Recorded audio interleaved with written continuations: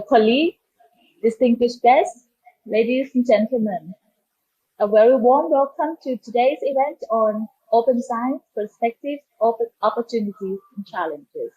My name is Lily Ilvilaitit and I'm Vice President of International Collaboration at Thailand's National Science and Technology Development Agency, or NASDA. And it is my great pleasure to be the MC of today's event and to see such interest in this discussion. So before we start today's discussion, I would like to inform you that if you have questions, please type them in the chat box and your questions will be shared with the speakers during the Q&A after each presentation and also in the panel session.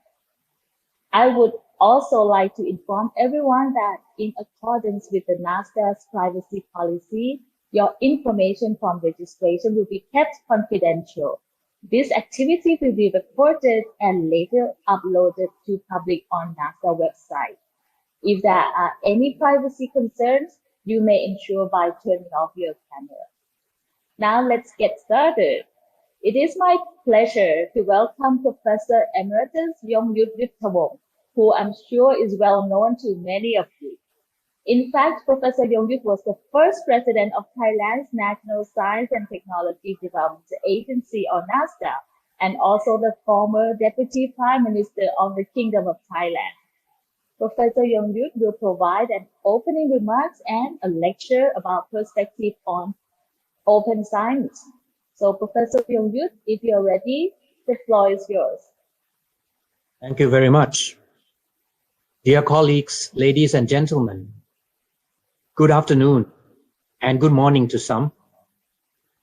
On behalf of the National Science and Technology Development Agency and our co-host URAC-CES ASEAN, it is my honor and privilege to welcome all of you to the webinar on Responsible Conduct of Research 2022, Open Science, Perspectives, Opportunities, and Challenges. As we know, open science is an approach to the scientific process based on cooperative work and new ways of diffusing knowledge by using digital technologies and new collaborative tools. It is a broad concept that encompasses all stages of research, not only open access data and publications, but also reusing data, scientific material, and allowing more research from the same data. Open science has actually been assumed to be normal practice of science, but in recent decades, open science in research community has been promoted around the world, mainly due to advances of information technology, and more importantly, the social trends for openness in various undertakings, not only in science. In terms of quality and integrity, open access to data, assets, and outputs will allow for greater validation of results and moreover encourage open peer review is an important dimension to the culture of open science. At NASDA, we value increased openness, reproducibility, and transparency of scholarly research. Therefore, we think that promoting open science in Thai society should be initiated and encouraged, just like in other societies around the world. And this is why we have organized this webinar, which has the following aims. One, to appreciate the importance of and raise awareness on open science. Two, to identify good practices, capacity building requirements, and creative ideas for the implementation of open science in Thailand and in our partner countries. I would like to express my appreciation to our keynote speakers for devoting their time to enrich this webinar with their knowledge and experience. And I do hope that this webinar will give us an opportunity to learn from one another and to share ideas about open science. And I would like to thank all participants for attending this webinar and look forward to a very fruitful discussion. Thank you very much. Good. So I will just give a short talk on perspectives on open science, in which I have the influence a lot from the UNESCO meeting on open science last year, which I attended. But first of all, let me talk about open science in general. As we know, it's an inclusive construct of science and technical practices aimed at open access to scientific knowledge and to share the knowledge with the public, including data, research output, equipment. And some say there should be more that is open to the public and not just science. That is open knowledge or open scholarship. So I think I will say that science is actually already open in principle, while technology is rather closed. So as we know, science is really an open systematic process to create knowledge. And scientists should allow public access to their findings by means of publications. It's been open originally due to collaboration between the scientists themselves, but now there's an era of open even to the public. This would allow for greater understanding and the opportunity to apply and deepen the knowledge. While technology, there are both open and closed options. Open option, for example, patents. Many people think that patents are closed, but in fact, patents are open and you are able to access even free of charge, but it requires royalty fees for licensing if you want to use the technology in the patent. And technology is closed in the sense that there are trade secrets, rights on confidential contents, and legal protection against infringement. So both open and closed. So I think the new norm should be open as much as possible, closed as much as necessary, as little as necessary. So the balance between open and closed is changing. On the left side, you have a balance that was maintained long ago, and it's widely accepted. That is, the open part is an essential part of scientific process for knowledge creation, growth, and dissemination, while on the other hand, some people tend to keep scientific knowledge and technology confidential for some purpose, mainly commercial purpose. But with time, I think situations moving to the right, where open is now gathering strength, there has been a shift to more open science. For example, open patent, which is already available, but still requires a royalty deduction. So reasons for calls for science to be more open. First, advancements in science and technology makes information easier and faster to share among the wider audience. Information technology further provides tools for knowledge sharing. So now disclosure of information is the ethical norm in many countries, even mandated by law for some type of information. Developing countries, therefore, cannot afford to buy crucial technologies, vaccine development, for example, pest management, etc., because these are expensive and sometimes not enough time for development if the crucial technologies are closed. And developed countries actually also need open science because they do need global data, especially from developing countries, to advance their research in biodiversity, in genetic disorders, in emerging diseases, as a few examples. And some fields, for example, high energy physics, astronomy, space, actually need specific facilities and collaboration from all stakeholders, not just one country or even a few countries. It has to be a global cooperation. Now, open science has disadvantages. First of all, inventors may lose their competitive advantage if they don't protect their invention in good time.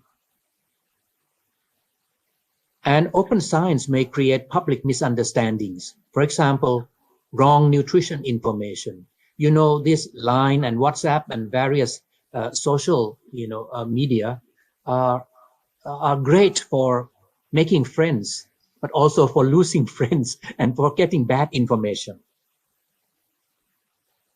Open science may pave the way for misuse or harm, such as unethical gene manipulation, biological warfare, and cyber crimes.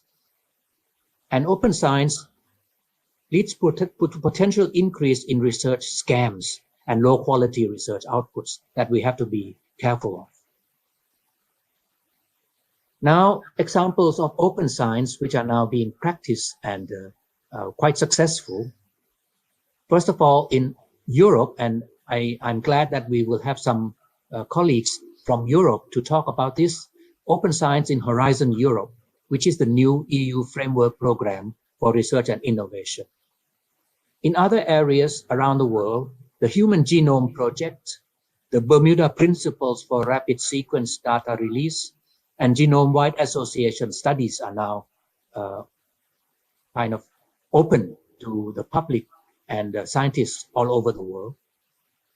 And the archive series, Internet-linked Open Science Archive Repository for Preprints, or the Public Library of Science series of journals.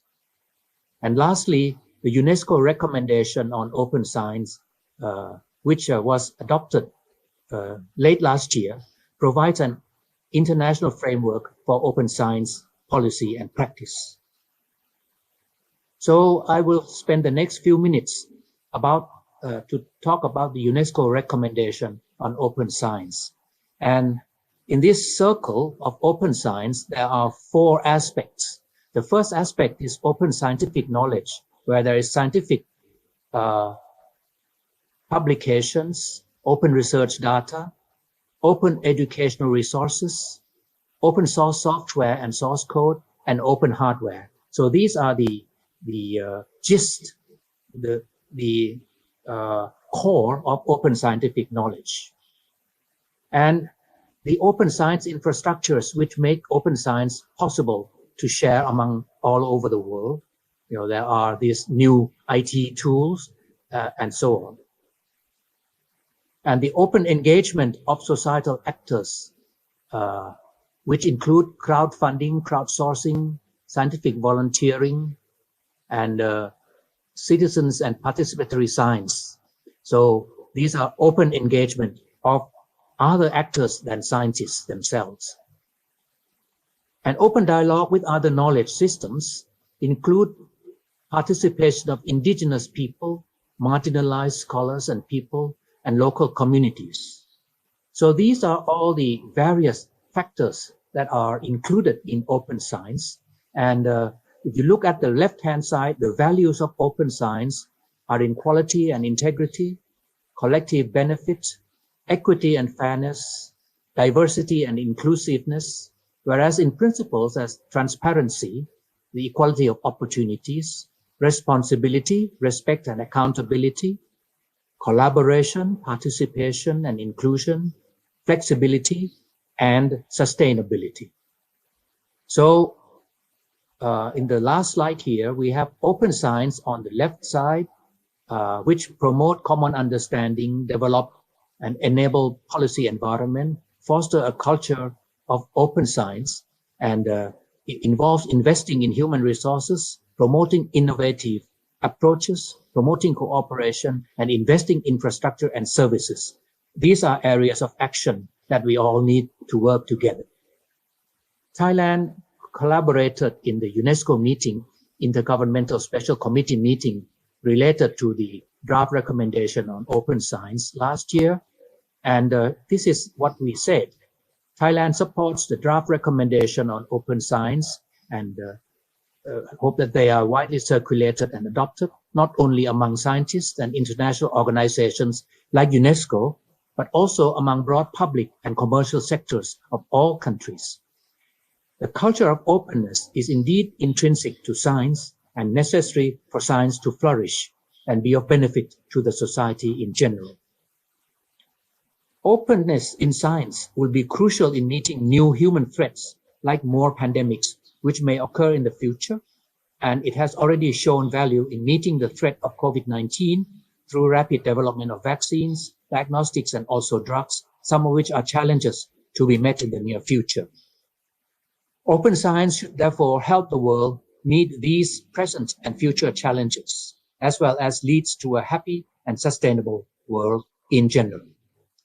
So what should Thailand do for open science, and indeed other countries as well? First, we need to study values and means of open science and consider possible future risks.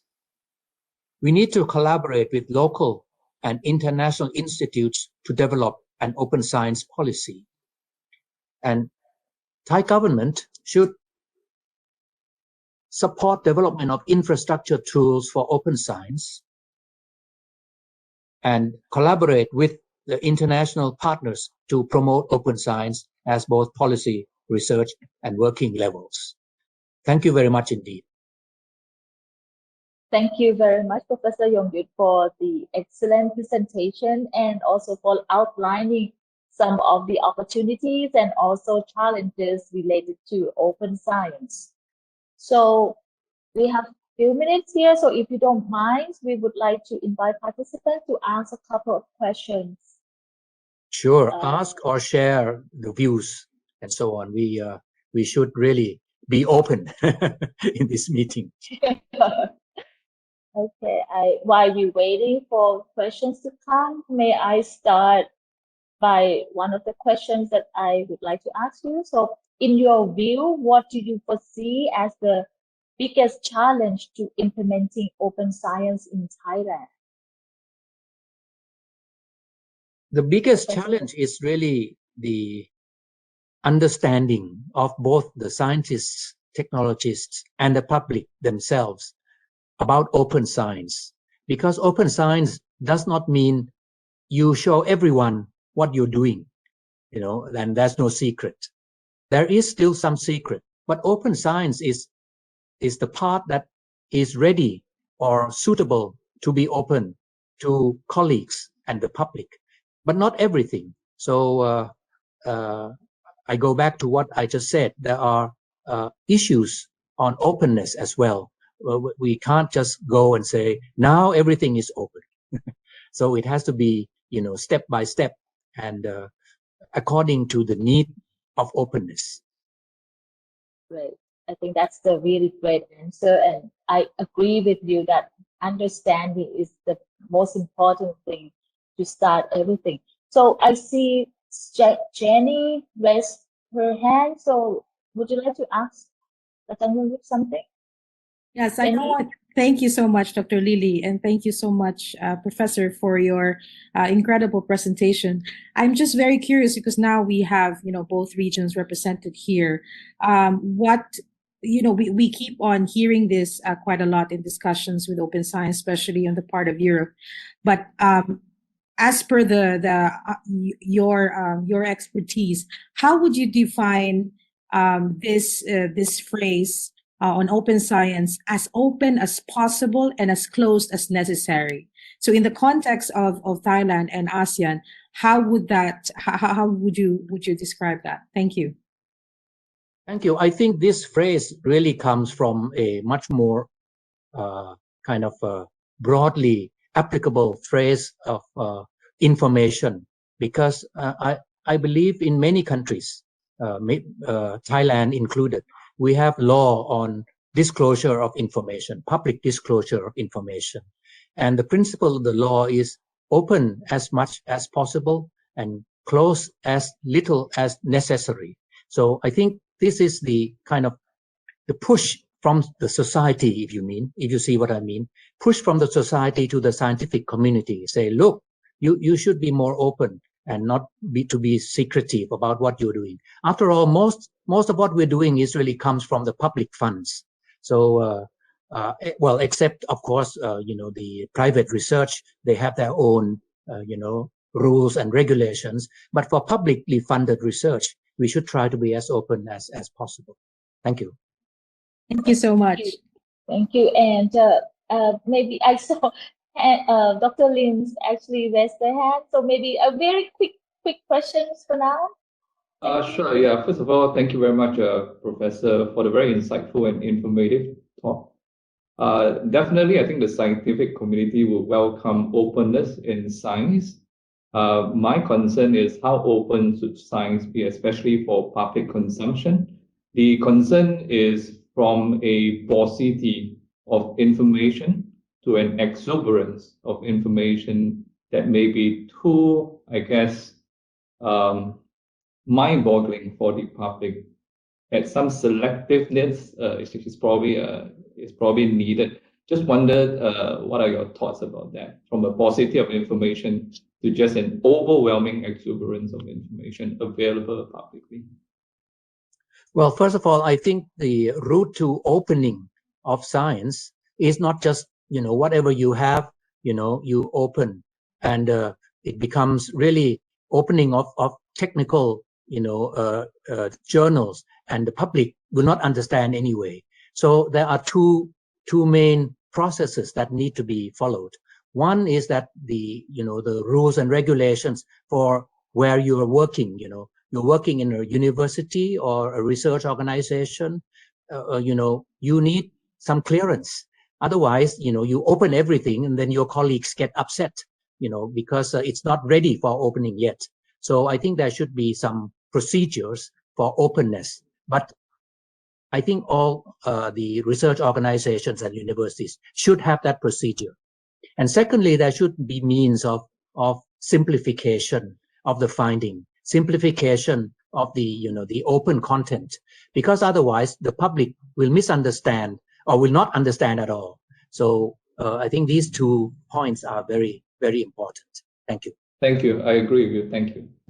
Thank you. And actually, for the interest of time, we have to move on. But there is one more question in the chat box, and I cannot resist that. So maybe take one more question. Go ahead, please read it. I have not read it. Please read it. Okay. The question would be, could I ask what about the conflict of intellectual property and open research? How could we address this issue? Well, this is, of course, a very delicate issue, because if it's intellectual property that need to be protected, because, the people who are involved would need, protection for their discovery or their inventions. I think you should go the normal route, but there are certain things where you can open, for example, patents are quite open in a way because people can come and read the patents, but they cannot infringe on the patent rights.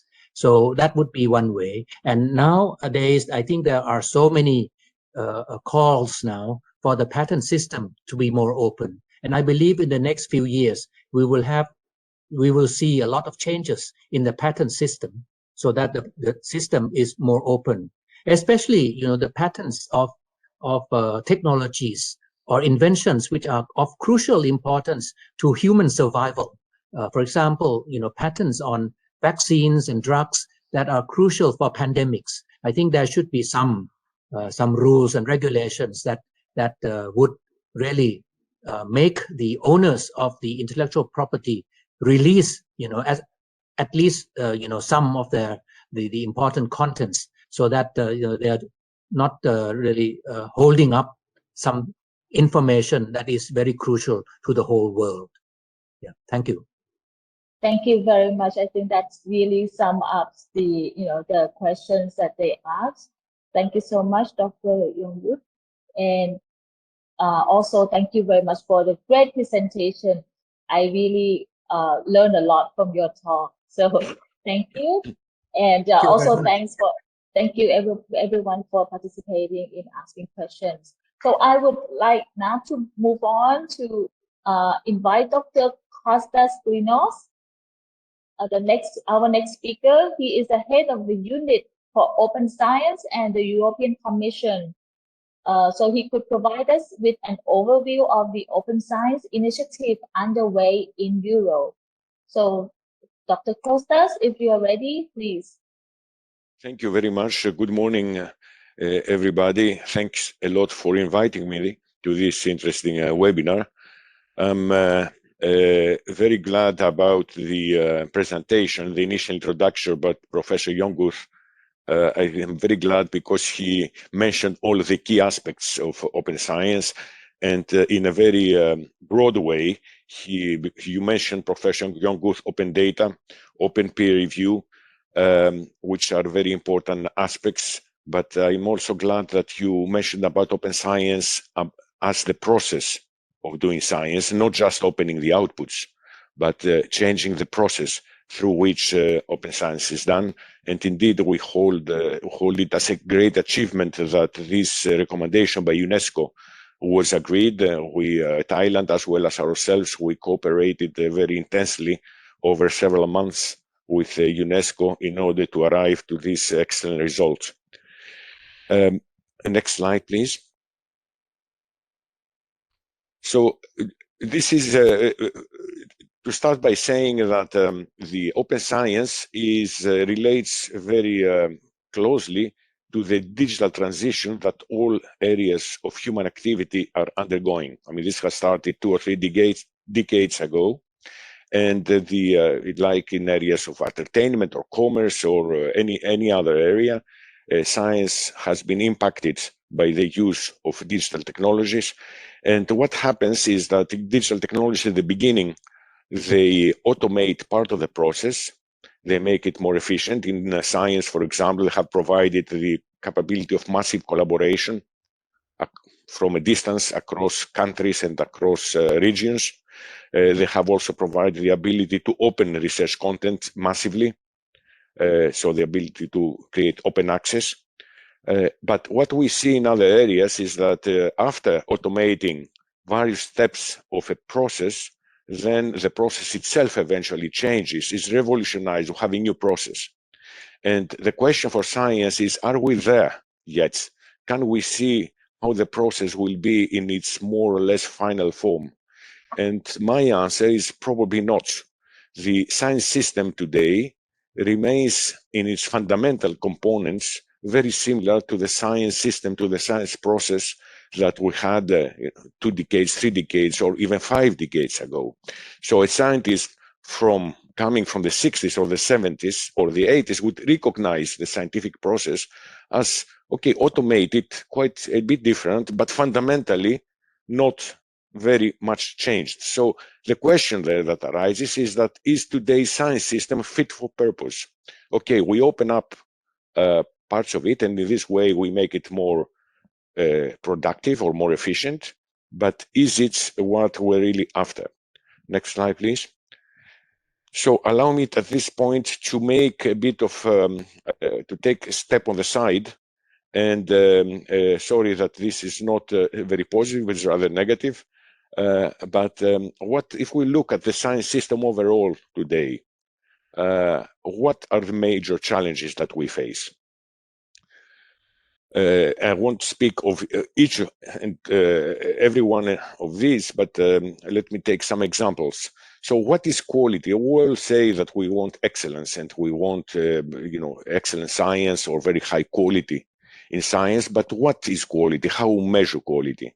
Today we measure quality mostly by counting scientific publications, by papers, and very often by seeing where these publications are made, in which journals they are being published.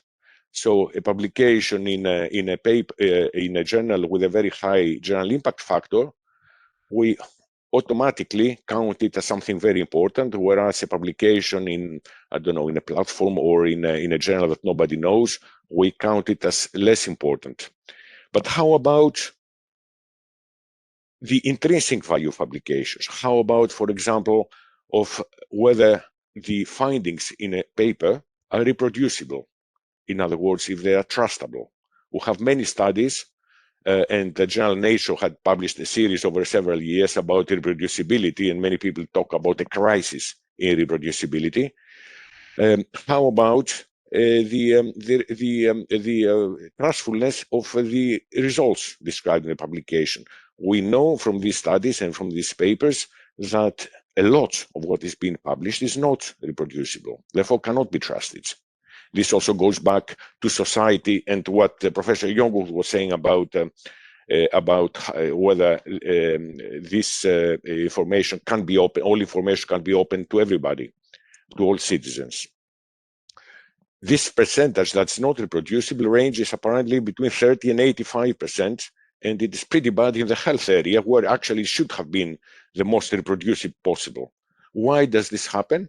It happens because the motivation is to publish at all costs, because having a publication in one iconic journal can destroy or make a career, and therefore, whereas the robustness of the findings is not a primary consideration. Another example is about collaboration. We are all saying that science has become more collaborative. The collaboration is very important in not only within a discipline, but across disciplines, but we still value individuals more. So we're always talking about star scientists and assigning a lot of value to them, to individuals, which is, in other words, leading to competition valuing competition between individuals. And we seldom talk about team science, or collaborative, or valuing collaborations. There is a lot of discussion on the science system not producing innovations at the rate that it used to produce in the past. And there can be many reasons, for this. But one of the reasons that is very frequently discussed is risk aversity, that the current system cultivates attitude of risk aversity. Why? Because if you absolutely need at your PhD or at your postdoc to produce 2, 3, 4, 5 good papers, then you are very likely, or your professor, your advisor, is very likely to select with you an area of research that's quite likely to result in some papers, excluding areas that are very speculative, that are very high risk, because you might not get within 3, 4, or 5 years some concrete results that would be publishable. And if they're not publishable, then you have wasted, quote unquote, it's not really true, but regarding your academic or research career, you have wasted a few years, since these years are not reflected in a number of good papers. And this way we get this hyper publishing that we have today, an exponential increasing amount of papers, many of which nobody reads, and for which we have a very hard time to find peer reviewers to be able to review the papers. So there must be something, and then several other problems, all related to this environment, which is actually the culture of science today, a culture in which you either publish or perish, be open but mainly compete, spend a lot of your time in submitting papers. Some people calculate as much as 40% of some people's time submitting papers, which most often are rejected in a paper, and then you go to the next paper in level, in impact factor, and then if they're rejected, you resubmit again, sometimes as many as 6 or 7 times till your paper is published, where you fight for funding and you submit proposals one after the other, and you spend a lot of time doing this. And then how much do you finally spend, or the system overall spends, in really innovative, knowledge producing science that will have an impact? So I would say that this is not the culture we want, but how can we change it? Next slide, please. So as Professor Yongu said very well, open science is about sharing knowledge, sharing data, tools as early as possible in the research process, in open collaboration with all relevant knowledge actors. And all relevant knowledge actors means not only scientists in your team or in academia, but also scientists elsewhere, with even scientists in other disciplines, which is very important, and as well as with citizens. And why do we say this? It's not because open science is a kind of a moral value, maybe that one too for some people, but it is because we know, or have evidence, that open science increases the quality and the efficiency of research, because if all the results are shared and made reusable, then this increases enormously the economies of scale. And same thing with collaboration, resulting in more in more reproducible, more robust results. Then we know it increased also the creativity of research through collective intelligence, and especially because it enables cross-disciplinary sharing of research results. And we know again that the most discoveries, most breakthroughs are made in the interfaces between the different disciplines. And finally, because open science increases the trust of citizens in the science system, because transparency and openness inspire trust, and because it allows the opportunity to engage citizens within research, either as so-called citizen scientists, or, which we do also in Europe more and more, to engage citizens and civil society organizations in setting the objectives of research projects or even research programs. Next slide, please. Make a parenthesis here because Professor Young-Guth also mentioned briefly COVID-19. And open science has been mentioned very often in relation to COVID-19. We owe the development of vaccines and the rapid progress that the science system made to fight the disease on its sharing of results. But if we actually look at what has happened, is this true? So, and I think the result is a mixed one. On the one hand, we had much larger use of preprints. And because people, as soon as they found something new, they felt the need to share it, and they published a preprint, which very often, or actually in almost all cases, a year later or so, became a published paper. But it was shared very early, as soon as things were discovered. On the other hand, and we also had the publishers, the large commercial publishers, opening up their content temporarily, though, to all researchers, following a call that was done by 25 or 30 chief science advisors from different countries and the ministers. But on the other hand, if we look at the COVID papers, to what extent they open up the underpinning data that led them to their findings. Sorry. The situation is quite different. So we don't see more data being opened for COVID-19 than for other areas of research.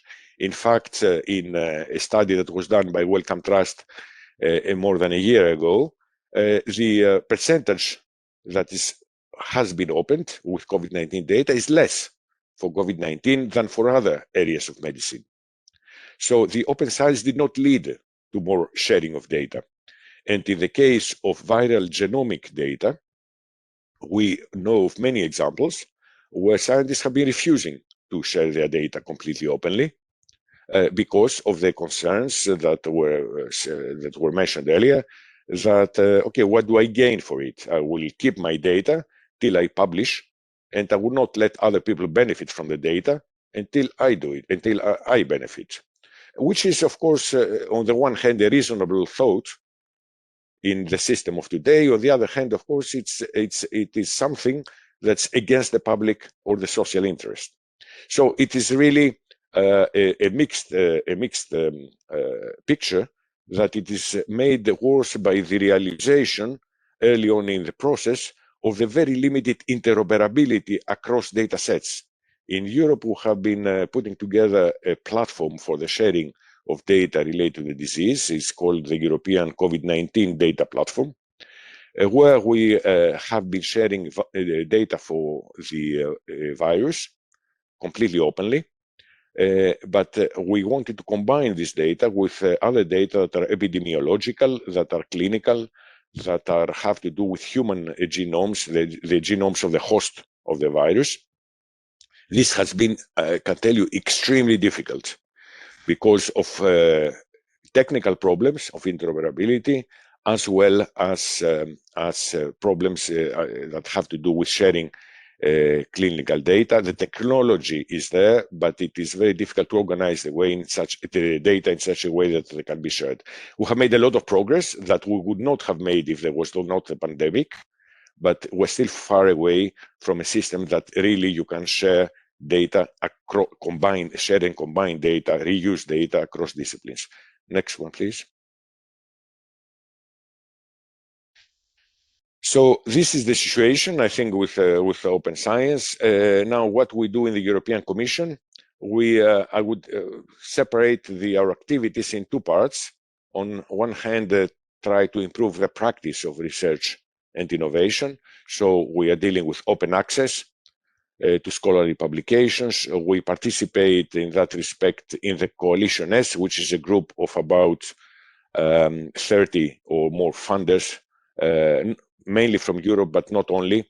There are also funders from Canada, from the US, private or public. Secondly, we try to experiment with new institutional publishing models with open peer review, that these models go beyond the traditional publishing model and the traditional journals. We have policies about the early sharing of all research outputs. So I don't say data here because I would believe that all digital outputs should be shared, including software, including protocols or models or standards. We work to make all data findable, accessible, interoperable, and reusable. We're very far from this globally. Maybe less than 5% of data produced are really findable. You can know that they exist or they are accessible. And therefore, we work with the European institutions to professionalize research data management. This is an area of activity in research centers or universities that really needs to improve. We are working in the area of reproducibility to make results more reproducible, as I said in the beginning, and in the area of societal engagement and responsibility, including on the integrity of research, but also citizen science and citizen engagement in the research programs.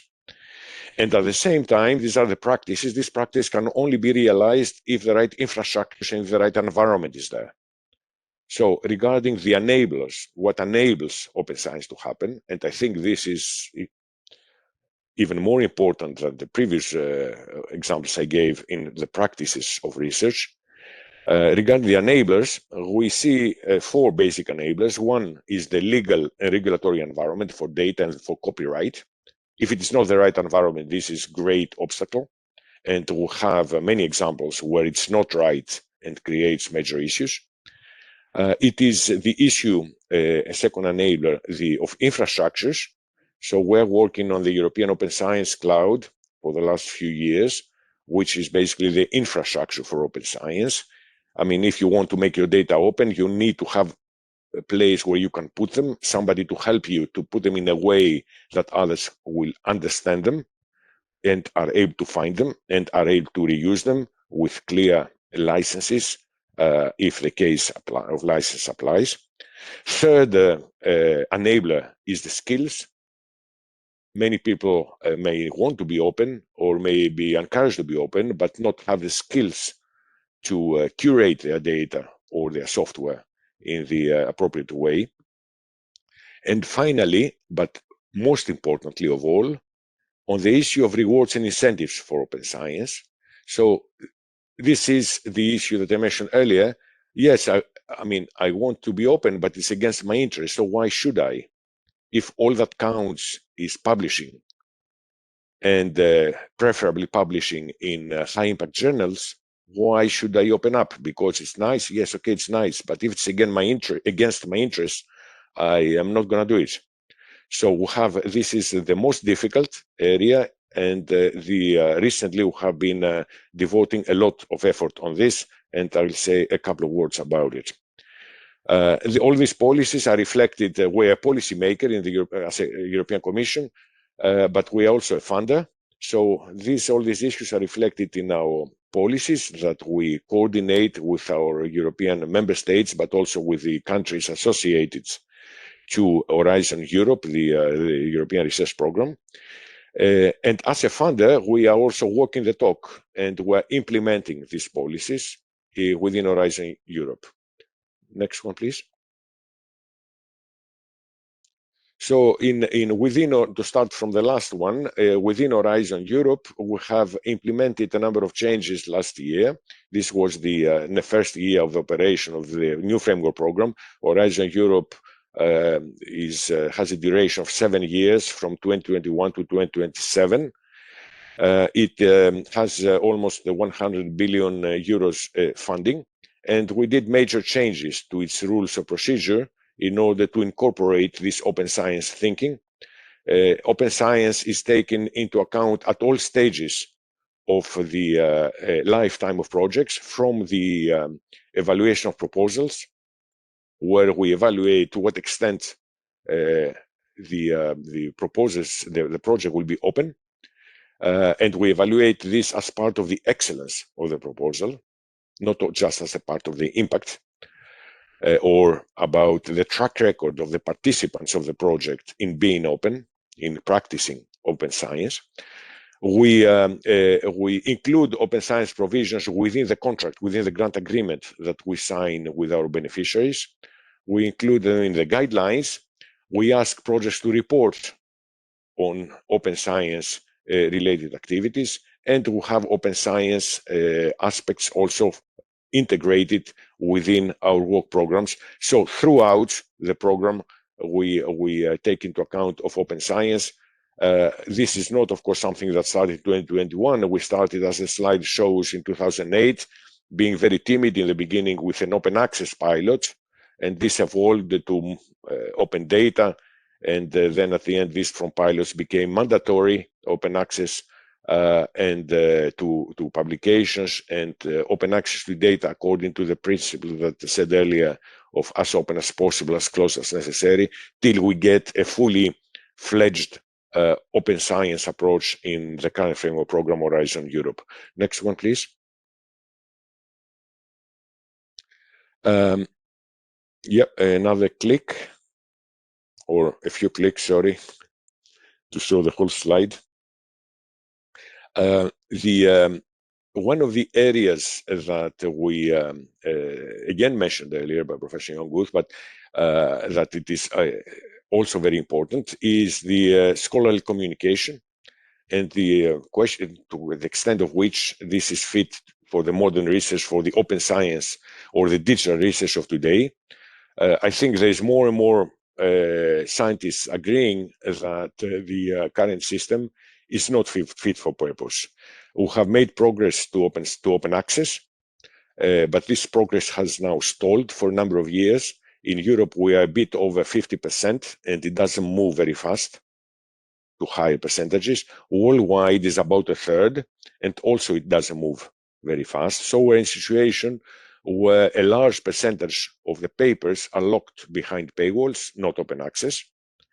And we move into a system that it is largely controlled by a few large companies, which also have most of the more iconic or the more quote-unquote prestigious, which doesn't necessarily mean higher quality, but more prestigious journals, and that which is a system that it is very difficult to move. Firstly, because the authors usually lose their copyright when they publish in this system, which is unacceptable to us, but this is the situation today. And because it's a system where the way papers are processed has a complete lack of transparency. You don't know how they are reviewed, you don't know what reviews they get, you don't know how many proposals are received and how many go for review and so on. You don't know anything about the internal processing of these journals. So we see a different future for publishing.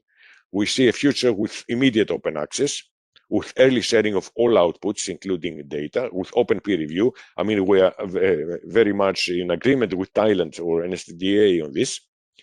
And we see, most importantly, a system in which research actors, so authors and institutions in any country of the world, taking ownership of their scientific production. In other words, not giving away the management of what the knowledge they produce to third parties. And this means also retention of copyright, which is today not the case again for much of the system. And this implies that a diversification of publishing to new models. And one possibility that we have started already, and we think it evolves very positively, is taking ownership as funder or institution of your own publishing. So in other words, publishing services, publishing platforms that are owned by funders or by institutions. We have examples of this already. Some of the funders have such platforms, and we think this is a model that's worth exploring further. At the end, what we need is an affordable, not the case today, a sustainable, also not the case today, an equitable system. And also we're looking at the issue of multilingualism. It's today English is dominant, and probably it will be dominant in the exact sciences, but we have also the social sciences, humanities, in which the researchers have great disadvantages as they normally publish in their native language, in their national language. Next slide, please. This is the example of a platform, a publishing platform that we have launched last year, and which makes very good progress to walk the talk, to implement what I have just described. In other words, exploring new models of publishing that will break the deadlock of the current system that it does not move, does not want to change, or at least does not want to change as fast as we would like it to. Next slide. But let me come to maybe the main point of my talk, which is what I mentioned at the beginning, the difference of perspective on what quality of science or of a scientist, of a researcher means. So we are in the current system, we are in a situation where excellence is defined largely on the basis of where researchers publish, and we would like to go to a different definition of excellence that incorporates the values of open science. And we're today in a system that incentivizes researchers to produce specific outputs, which are mainly papers, publications, and to publish as much and as fast as possible. And we count this through quantitative metrics, including citations and including numbers of papers and journal impact factors and so on. We want to go to a different system that incentivizes research to share their knowledge. Researchers are not incentivized today; they don't have incentives, and to share their knowledge openly and to collaborate, and also incentivize them to increase the quality, including the reproducibility of their findings and their impact. We do not have such a system today. We do not have a system that encourages very robust research. And we want to go from a system that rewards individual competing scientists mostly, because the prestige is what actually scientists today are after, to a system that rewards also teamwork and collaboration in order to achieve societal impact. Next one. This is we carried the study for about a year. We talked to many organizations, many universities, research centers, people, civil, all kinds of organizations, and we published a scoping report. There is the link, and we decided to go forward with the following strategy. Next slide, please. A bottom-up and top-down combined strategy in order to reform research assessment, because now we realize that unless we revalue, we reassess what we consider as high-quality science, what we consider as integrity in research, and what we consider as a good scientist, if we don't change all that, then we are not gonna redesign the way that science is undertaken, is performed in a far more efficient way than today, and we are not going to have an implementation of open science, a full implementation, because there are no enough sufficient incentives for it. So this strategy has two parts. A top-down part, we're working with national authorities, with governments, to support their organizations to implement changes, and we're having a look at the legal and regulatory provisions in the different countries of Europe to see to what extent do we have laws that, for instance,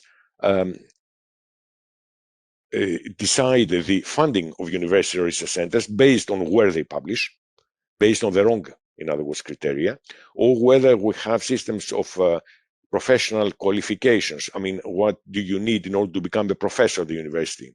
If a national system says you need 2 publications at least in this and that journals, then it's the wrong system. So we're looking at the situation and trying to change this on the one hand, but on the other hand, the system is ingrained in scientific culture, so it can only change if a bottom-up movement is created to change it. So there is a stakeholder-driven coalition where the members of this coalition commit to pilot and implement changes in their own organizations aligned with a number of principles and that have been jointly put down on paper. Next slide, please. And this is where we are today with this coalition. There are 339 organizations currently from 38 countries. So there are also organizations beyond Europe. It is a global initiative. So these organizations are all those that are assessing research. So funders, because they're assessing proposals, universities and research centers, because they assess researchers for their promotion or for hiring them, and they are national assessment agencies. Some countries, not all of them, have evaluation agencies to evaluate their institutions. And finally, learned societies that bring in the views of the individual researchers. So this is massive participation. We have been very glad with the speed with which this movement has been growing. Now they have agreed already an agreement and memorandum of understanding that they will be signing starting this autumn on the principles and the concrete commitments for change. Some of you may know DORA, the declaration, the San Francisco Declaration Research Assessment. This is a bit similar, except that the commitments are very concrete in this case, and that there is specific time frame for their implementation. So basically what they pledge is far more detailed than this, but basically what they pledge is that to assess people based primarily on what actually they have, what is the actual quality of their work, and not just where they have published and how much they have published, and to recognize the full diversity of their outputs, including the open production of data or software or other or many other practices and outputs, and not just publications. Next slide, please. Okay, and this is my last slide. So what we're after here, we have a full-blown open science agenda, but we more and more realize that our overarching challenge, and the one most difficult to address, is the cultural shift that we need to do, not just in words, but actually in scientific culture towards openness, collaboration, and responsibility. And to do this, getting the rewards and incentive system right, as well as the infrastructures that will support this openness, is the key if we want really to make the transition to open science. We have policy gaps. We have not addressed all areas, and these are for the future. I talked a bit about the legal and regulatory environment that we're looking at. There is also the issue of equity and inclusion between the less developed and the more developed regions in a country, or between countries, and how can we all get into the same boat. And this also is an area that requires some far more policy thinking, also at the global level in the future, because the reforms need to be at all levels. It's difficult for a single university to change on its own, although it happens. it's even difficult for a single country to change if the others don't do anything about it, because then you miss interoperability of the science system, because it's a global system across countries. So the reforms need to be at the global, national, and institutional level, all at the same time. Thanks a lot for your attention and the invitation. Thank you, Dr. Kostas, for the excellent presentation. And it is very impressive how far along the EU is in implementing open science. And actually, we probably have lots of questions about open science in Europe, but because of time, maybe we could take only one question. Yes. Yes. I need one verification. When you suggesting about publishing in the open platform and parentheses, not repository. So do you mean that you include that? Because I agree that publishing on the open platform is more important than just deposit the data. So do you mean that in overall European, you encourage the researcher to deposit data in one platform also? And not only that, but you emphasis on publishing, or you don't pay attention on the data deposition at all? Could you verify that? And I know we are running very late. Thank you. We are, regarding the data, we mandate it's the as open as possible, as close as necessary. So the people have to deposit the data that supports publication, and they have to deposit it. It is an obligation unless they can show, they can claim that they should not deposit it, because then there can be many reasons, commercial and others. But the default is to deposit them. But we don't mandate where to deposit it. We mandate that it should be deposited in a trusted repository, and we have a definition of what a trusted repository means. And we mandate that they should deposit them fair. In other words, findable, interoperable, reusable. So in other words, that the data, we can find them, we know where they are afterwards. But we don't mandate where they should be published. Regarding the platform, the publication platform is something else. We are saying that that we don't need only publications in journals, but it could be publications in publishing platforms, which is a far more modern way. The journal comes, from the previous century. The platforms, we have a variety of them. They can be as high quality as journals. They run in different. We don't have the time now to explain, but they can run in different shapes and forms. And we are piloting one, the Open Research Europe. Anybody who is interested can Google it, to show how a platform could ideally be managed. So we're trying to walk the talk of our policy positions. Thank you very much. That's probably all we have time for, unfortunately. And so thank you very much, Dr. Kostas, again for your comprehensive presentation. And thank you, Dr. Suparni, for your questions. So right now, thank you. So right now, I really have to move on to the next speaker. So now let's hear from one of our ASEAN neighbors and learn what they are doing towards implementing open science. It is my pleasure to welcome Professor Dr. Noor Sada Rahman, who is chair of Malaysia Open Science Alliance, or MOSA. So Professor Nosada is also a professor at the Institute for Advanced Studies, University of Malaya. So Professor Nosada, over to you. Thank you. Good afternoon and good morning. Can you hear me? Yes, very clear. Thank you, Lily. And thank you for inviting me to share our experience in open science in Malaysia. And you will be helping me to mend the slides, right? Yeah. Thank you. So, Malaysia's open science initiative actually is is only in the beginning stage. We are a little bit in looking at this as compared to many other countries in the world, I think, including maybe, I'm not sure, Thailand, but we only started our initiative in 2019. Can we have the next slide, please?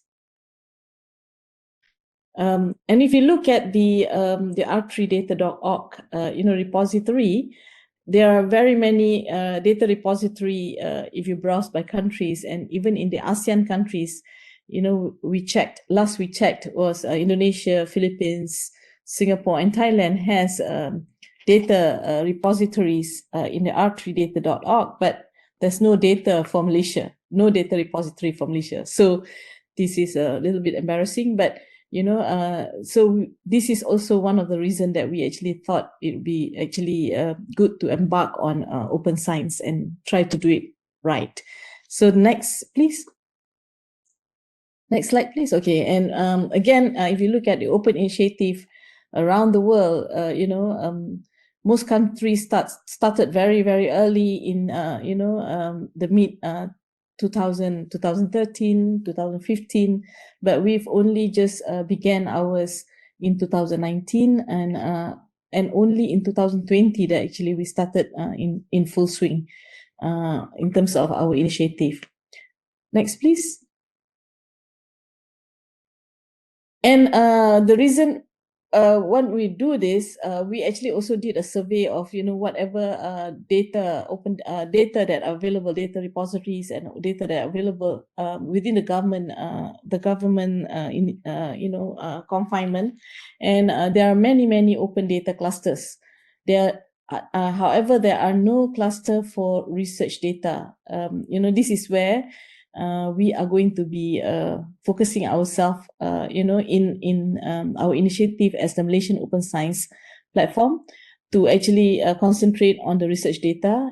And if need be, we will also integrate to all the other government open data clusters. Next, please. So the background for this, okay, we started actually, to say that we started late is not really true, but we started this in 2015 when we first got some funding from the Newton and Co-Omar Fund together with British Council, and we did a study tour of some of the British universities, and one of the program that we were looking at was at that time research data repository, mainly because we don't have any, and we wonder how we need to run this.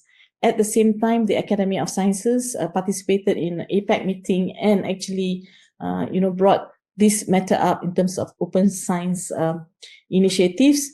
And in 2019, we sat down and actually launched the Open Science Malaysia Open Science Platform, which is under the purview of the Academy of Sciences first. So the implementation stage, we thought, okay, we'll start with the first year, 2-year pilot project first of the implementation, so that we do not just simply do open science without actually, with no understanding of, how to actually do this. And we do not want to actually do this wrong and, or reinvent the wheel. And we thought it's good for us to learn from, other countries or other agencies on how they manage the open science in their institution or agencies. Next, please. So the purpose actually is to make Malaysia's research data which is a valuable national asset, I'm sure, for every country as well, by to make it actually available or accessible by developing a trusted platform. Okay. And we hope to share this data and align to aligned to the national priorities as well as international best practices. As I think Professor from Thailand mentioned earlier, a lot of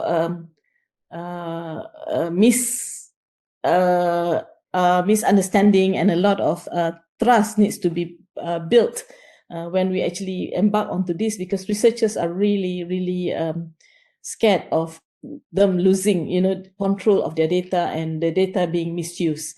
So we had to do a lot of awareness and actually also slow buy-in amongst the researchers to actually help us in trying to get this platform up. Okay, next please. So one of the major rationale that we have when we actually brought this up in terms of setting up open science in Malaysia is to reinforce responsible science. We wanted that to ensure that there would be proper quality and integrity in the research work that they do and the research data and output that they report. So this is for us very important now. And we wanted, the data or the research to be transparent. We also wanted to democratize science because most of our research that is being done in Malaysia, are funded by public fund. For this, we feel that the researchers are actually accountable to the society since they are using public fund.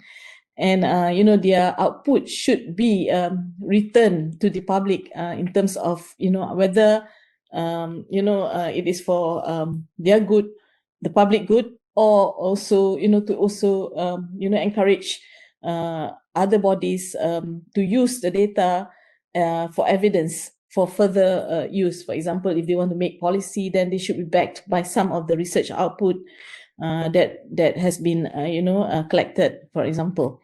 We also wanted to enable our businesses, especially the SMEs, to have access to some of the research output, particularly in the technology area, to enable open innovation. So open science platform will enable more participation of the business and enterprise within Malaysia to use research output to enhance their innovation processes.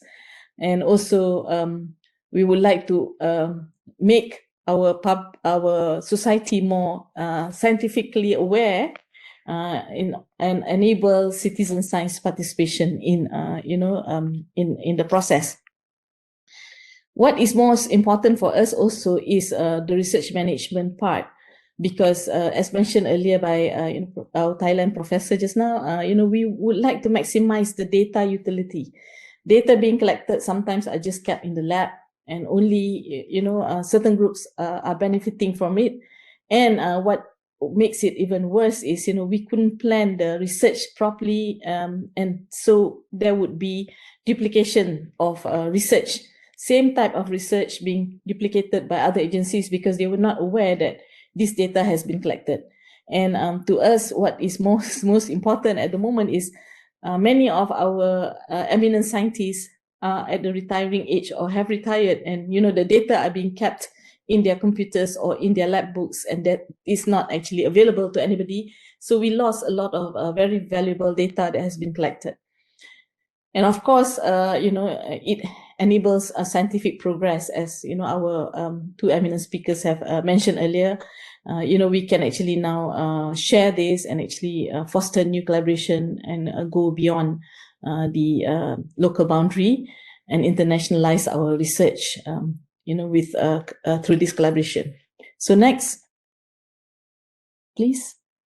So this is just a landscape of the Malaysian research landscape, which was is a bit old. This was when we mooted the open science, initiative.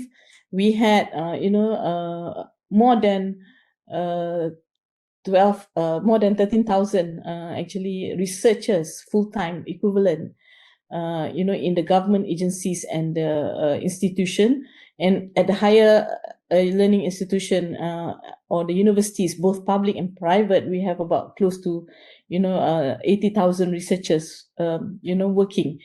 And in between 2012 to 2018, we have published more than 200,000 research paper that are indexed, and about 100,000 patent. And we needed to actually ensure that the data that we actually collected through this publication are somewhere that is being collected and actually shared, or at least would be able to share with others. So we wanted to build a platform that will allow our researchers to actually deposit their data, in a probably trusted and secure platform. Next, please. So we put this up as a cabinet paper, and it was approved in August 2020. So which is why we said we started quite late, because we could move once this has been approved by the cabinet, because we wanted this to be a national agenda, not just institution or university. We wanted to have to ensure that this would be done at the national level, so that everybody would be able to subscribe to this open science initiative. Next, please. Okay, so what we did at first is to form a national alliance on open science, or what we call MOSA, and this comprised of some stakeholders originally, particularly those that are funding research. The main funder would be the Ministry of Science, Technology and Innovation, MOSTI, and the Ministry of Higher Education, MOHI. So these two, we needed to have them on as an alliance member, so that we have a buy-in, because a lot of funding, comes from them, and a lot of research work are actually, commissioned by these two. So we had other agencies as well, other government agencies. The latest that joined us is the Ministry of Energy and Natural Resources. And we decided that we will start a pilot program by building a platform that connects the 5 research universities in Malaysia as the first phase. So we had 5 universities. We wanted to actually connect the repository, so that we will be able to see if we can actually use or access the data through certain platform that we can share within these 5 universities. So the data can be the FAIR principle can be actually used. The data that we can get from one university can be accessible to another university, and maybe reusable by another researcher. So this is the first stage, is to build a platform that connects all these 5 research universities. Why we chose these 5 research universities originally was because most of the research output, these are the 5 older universities that have actually been doing research a lot longer, and most of the research output or data are already there. So we wanted to actually ensure that these data are collected, and actually they are deposited and curated properly, so that they will be following the FAIR principle. Next, please. And one of the things that we wanted to do before we begin on that is to actually do a landscape study to actually find out where the Malaysian open science understanding is in Malaysia, especially amongst the researcher or academia, before we move forward. So we wanted to measure the open science readiness and the degree of awareness amongst our researchers on what open science is. We wanted to do the analysis and benchmarking to see where we can actually use, or what best practices we can actually follow.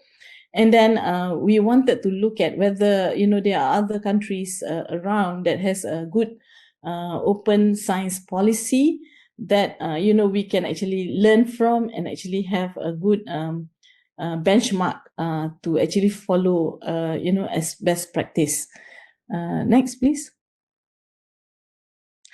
So the landscape studies was done, quite a while particularly within the research universities. We actually also talked to some of the principal investigators and the senior researchers. We looked at, the various career, whether they are, senior or mid-career, and the various, areas, especially because when we talk about open science, many has the misconception that, it's just the scientific data that actually we want to put in, but, we forget about the social science and the humanities, because they do collect a lot of data, and to us are also more important, particularly because this is where policies are being, drafted based on their, and we need to actually ensure that there will be evidence for policies to be drafted, based on the finding of our social scientists and humanities friends. So next, please. So the highlight of the study is actually the general awareness of this is really quite limited within, particularly within the scientific community. The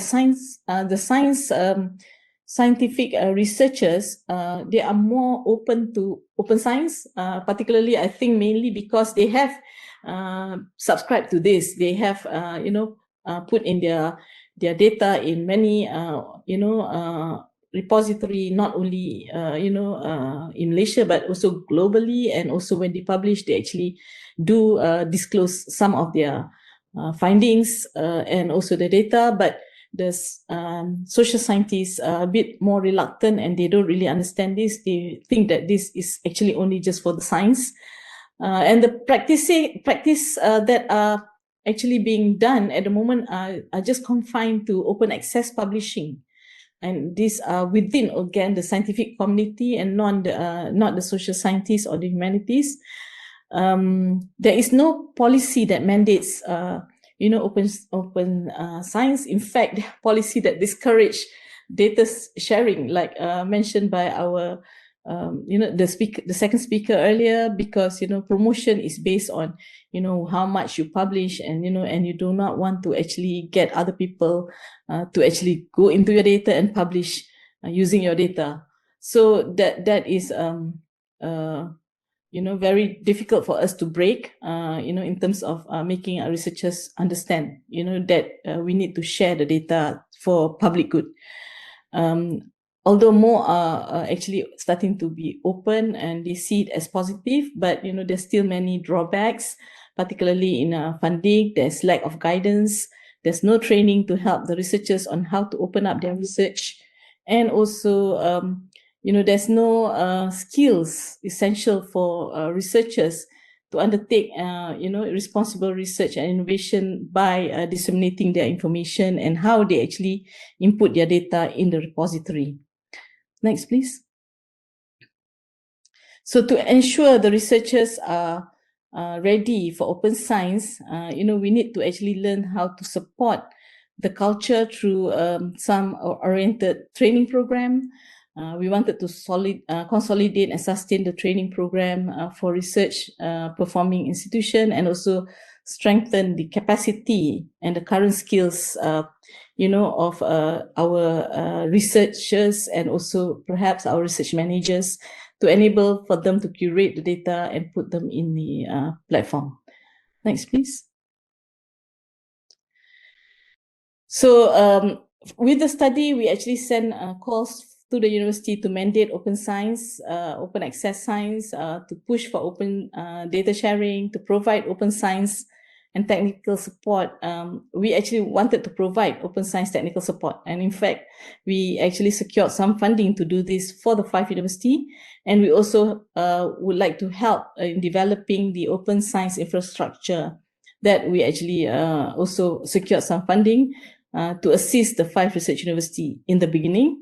And we wanted to create and foster and create incentive and practice open scholarly communication. Incentive is a little bit difficult because we need to find an incentive that will drive researchers to actually now subscribe to open science idea and policies. Next, please. So what is the Malaysian Open Science platform about? Okay, this, as I mentioned earlier, it was initiated by the Ministry of Science and under the purview of the Academy of Sciences. It actually supports the new, the 2021 science policy, National Science and Technology Policy, under the 6th strategy of open data sharing data. So which just fits nicely into our initiative. We started this as a 2-year project. It's a pilot project, as I mentioned earlier, to link all the 5 universities We were supposed to finish in 2021, but due to some hiccup, we are extending it to the end of this year. Hopefully, by the end of this year, we would be able to launch, the output from the first phase of the initiative. Under this initiative, we had three programs, three projects that we're looking at. One is to actually draft a national guideline and actually a policy for open science, which we hope that the country or the nation will actually adopt. Then we needed badly to actually build the capacity and also to make the researchers and the public aware about open science. And we also need to actually build the infrastructure, because without which we will not be able to get a very good output out of this program. So there are three initiatives currently that we are running. Okay, next please. So the focus area, as mentioned earlier, we wanted to set up a national guideline. This is done. We have done this. We have a guideline, which we have now submitted to the Ministry of Science, who is going to actually take it up and bring it further up and hopefully be adopted as the national guideline for those who for us to embark, or for the agencies and the universities within Malaysia that are involved in research or research intensive work, to adopt this guideline for open science. And we hope that there will be a national policy for open science that will come out from this. We have already drafted the policy brief. We are waiting for the national guideline to be approved first before we move into putting up the policy brief for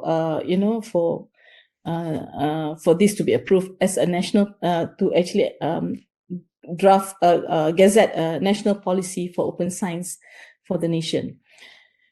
Capacity and awareness building, we actually did a lot of awareness, through media, through social media, through webinar, and actually started talking to many institution, scientists, researchers, to ensure that they are aware of what open science is. Most of them think that I mentioned earlier that if you actually subscribe to open science, then everything is open. It is not necessarily so, because even in our guideline, we actually follow the standards of the FAIR principle. So we actually have to explain to them, the FAIR principle, as well as the open as possible, but as close as necessary, idea that open science actually subscribe to. And then we also realized that we need to have proper data management plan, as well as to have enough data stewards and data curators, so that the public, when we actually input the data in, it will be actually findable, reusable, because we do not want researchers to just simply put the platform to be just a dumping ground for any data or raw data that cannot be used, and subsequently it'll become a mess. So we needed to train data stewards first, and we actually were able to train about 20 trainers that actually went through a proper program to do data curation and how to actually do data repository for open science. And we hope that this, and we actually dispersed this 10 trainers 20 trainers that have been trained into the different institutions to actually train more data stewards. So up to now, we have about 200 that we have trained as at least data stewards, at least for the first phase. And they are actually now embarking on some projects to see, how hands-on projects to see how we can actually, do this curation of data and depositing of data properly with the 5 research university. And the last phase that actually was a bit of a hiccup for us was actually the infrastructure. Each research university actually have either their own repository in their own system. So it is a little bit difficult trying to connect all these 5 universities to allow or to enable interoperability. So this is where we are stuck at the moment, which we were supposed to finish in July, but now we have to extend it a little bit longer to the end of the year. So hopefully by November, this program would be done, and we will be able to launch them. We're also looking at a pilot initiative that actually not only connect 5 institutions, but also the 5 research university, but also a couple of other institutions outside, particularly in terms of research work on biodiversity and biodiversity data in Malaysia. So this would be probably one of our pilot study and case study that we will show on how open science can work and actually can be beneficial for all. Next, please.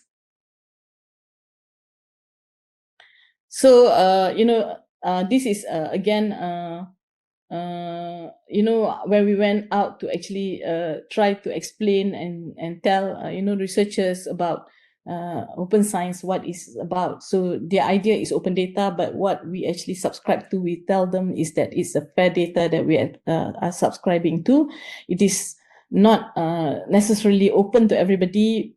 It's open, but there are also conditions on where there might be times where we may have to not open the data due to some security issues, or due to some requirement that will not allow the data to be accessible. Next, please.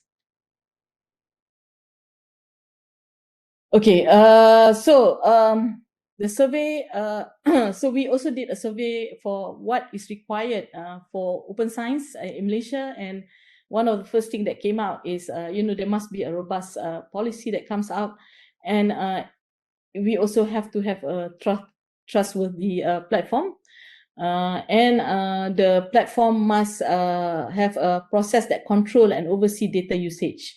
So and they also wanted us to actually subscribe to the FAIR principle, and also look at the data as being responsible, and when the data contributors put in the data into the system, and understand the ethical rules when using the platform. We also we were also told that we need to have a trusted data sharing platform that has a good handling process, as well as sufficient storage, of course, because they wanted to look at this as a possibility of having the storage being expanded in the future. Next, please. Okay, so these are some of the recommendations that we came up from the studies, which is we have to have a national policy. We have to actually also find an indicator on open science readiness before we actually force everybody to actually subscribe to open science.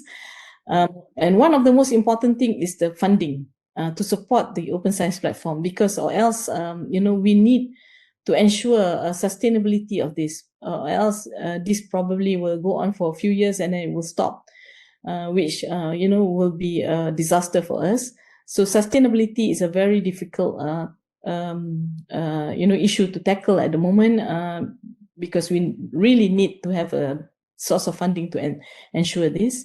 We need to actually train human capital, particularly data stewards and data curators. We have been training our librarians to actually move from being or playing a traditional librarian role to being data stewards and data curators. And we need to position it correctly in the government institutional framework in order to get all the ministries and all the institutions within Malaysia to buy into the idea of open science. Next, please. Okay, so this is where we propose the structure is, and in fact at the moment this is the proposed structure. We actually are doing this under the purview of Academy of Science, that is the custodian for this. that reports to the Ministry of Science Technology, and we actually now have to report to the National Science Council on, the progress of open science in Malaysia, which subsequently being taken up to the cabinet. So the National Science Council is being chaired by the Prime Minister. Next, please. Okay, so these are some of the issues that we face. We have problems, of course, in terms of researchers buy-in. We have senior researchers, very eminent researchers, questioning the openness and, not wanting their data to be, shared by everybody. So that is, a challenge for us.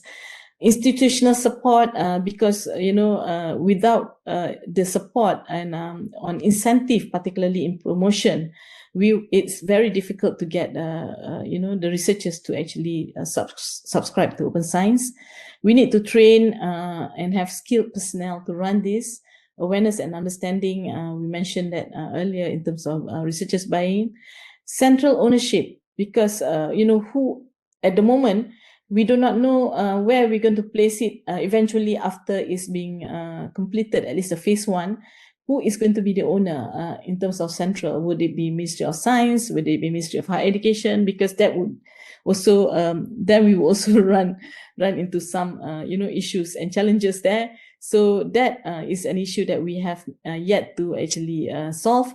And one of the major challenges that we feel is the sustainability in terms of how to continue funding this. We have several ideas such as consortium and also getting buy-ins from the business side to actually help us, particularly because this data subsequently will be open to them for open innovation. So we hope that perhaps this will help for us to sustain the open science initiative in Malaysia. So I think this is my last slide. Thank you very much. Yeah. Thank you very much, Professor Nosada. And it's very impressive that the Alliance was launched close to 3 years ago, and you are now at the pilot implementation stage with a number of Malaysian universities. And we can see lots of progress there. And thank you for sharing your survey with us. So because of the time is really limited, but I don't want to leave out, without asking you a very quick question. Sorry about that, Professor Lim. I just asked Professor Nosada very quick questions on that. And so what is the, incentive structure? So what is the incentive structure at your institute that you put in place for researcher participating in open science? Do you have such things? Yeah, we are looking at some of this incentive. I mean, of course, we are asking the management or the university to actually look at promotional exercises. And also, now instead of actually looking at research output, which is basically just the number of publication, we are asking about research impact. And open science actually is one of the thing that can help them to show that their research actually has impact, especially if the data is open and is being used by the business for open innovation. So we are moving this towards that, and actually also building some some criteria for that. Yeah. Thank you so much for your answer. And that's all we have time for. Sorry, but now we also opened the discussion already in the chat box and Q&A. So you are all welcome to ask questions in that, and we will probably continue that in the discussion panel. So thank you very much again, Professor Nosada. Thank you for a very great presentation. So now it's time to hear from another ASEAN neighbor, and we are honored to have with us today Professor Lim Paliang, who is professor and vice dean research at the Lee Kong Chian School of Medicine, Nanyang Technological University, or NTU, Singapore. So he is also research director in the President's Office and NTU President's Chair in Translational Neuroscience. So Professor Lim, Thank Very you very much, welcome. Lily. Can you hear me all right? Yes, very well, very And the good. slides are So projecting okay? already, yes, yes. So Okay, now the floor is yours, Professor Lim, please. wonderful. Good afternoon, everyone. Good morning, wherever you are. Sawadee krap to our friends in Thailand. Thank you very much for organizing this very meaningful event and for inviting me to participate. I have already honestly learned a lot about open science. So what I thought I would do today is to share with you some of our experiences in NTU as a local model, and also the experience we have from our grant agency at the national level. Please allow me to share a single slide on NTU, where I am. Like many of the universities overseas, our endeavor is to try to be a globally prominent university that leverages on science and technology, importantly, to create societal impact that is through interdisciplinary education and research. Four of the grand challenges that we have identified for the NTU 2025 moving ahead. One is to mitigate the impact on the environment. The second is to try to harness the science, art, and technology of learning. And the third is addressing technology impact on humanities. And finally, we want to be able to respond to the needs and challenges of healthy living and aging.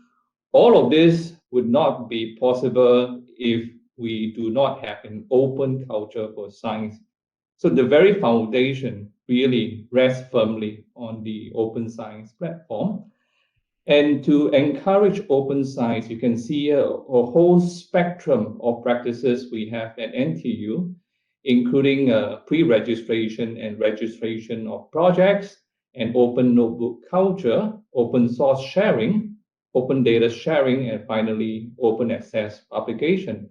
Now, before even data collection by our researchers and PI, we actually mandate that they need to register the project and they need to apply for approval for data management plan that would detail the following, including the collection methods and processing of data, the file format that the data is actually being stored, so that in case we need to retrieve and reproduce, we actually have the means to do so. And of course, it also includes confidentiality, access, usage restriction, metadata and standards, and so on and so forth. So this has to be done actually before a project could start.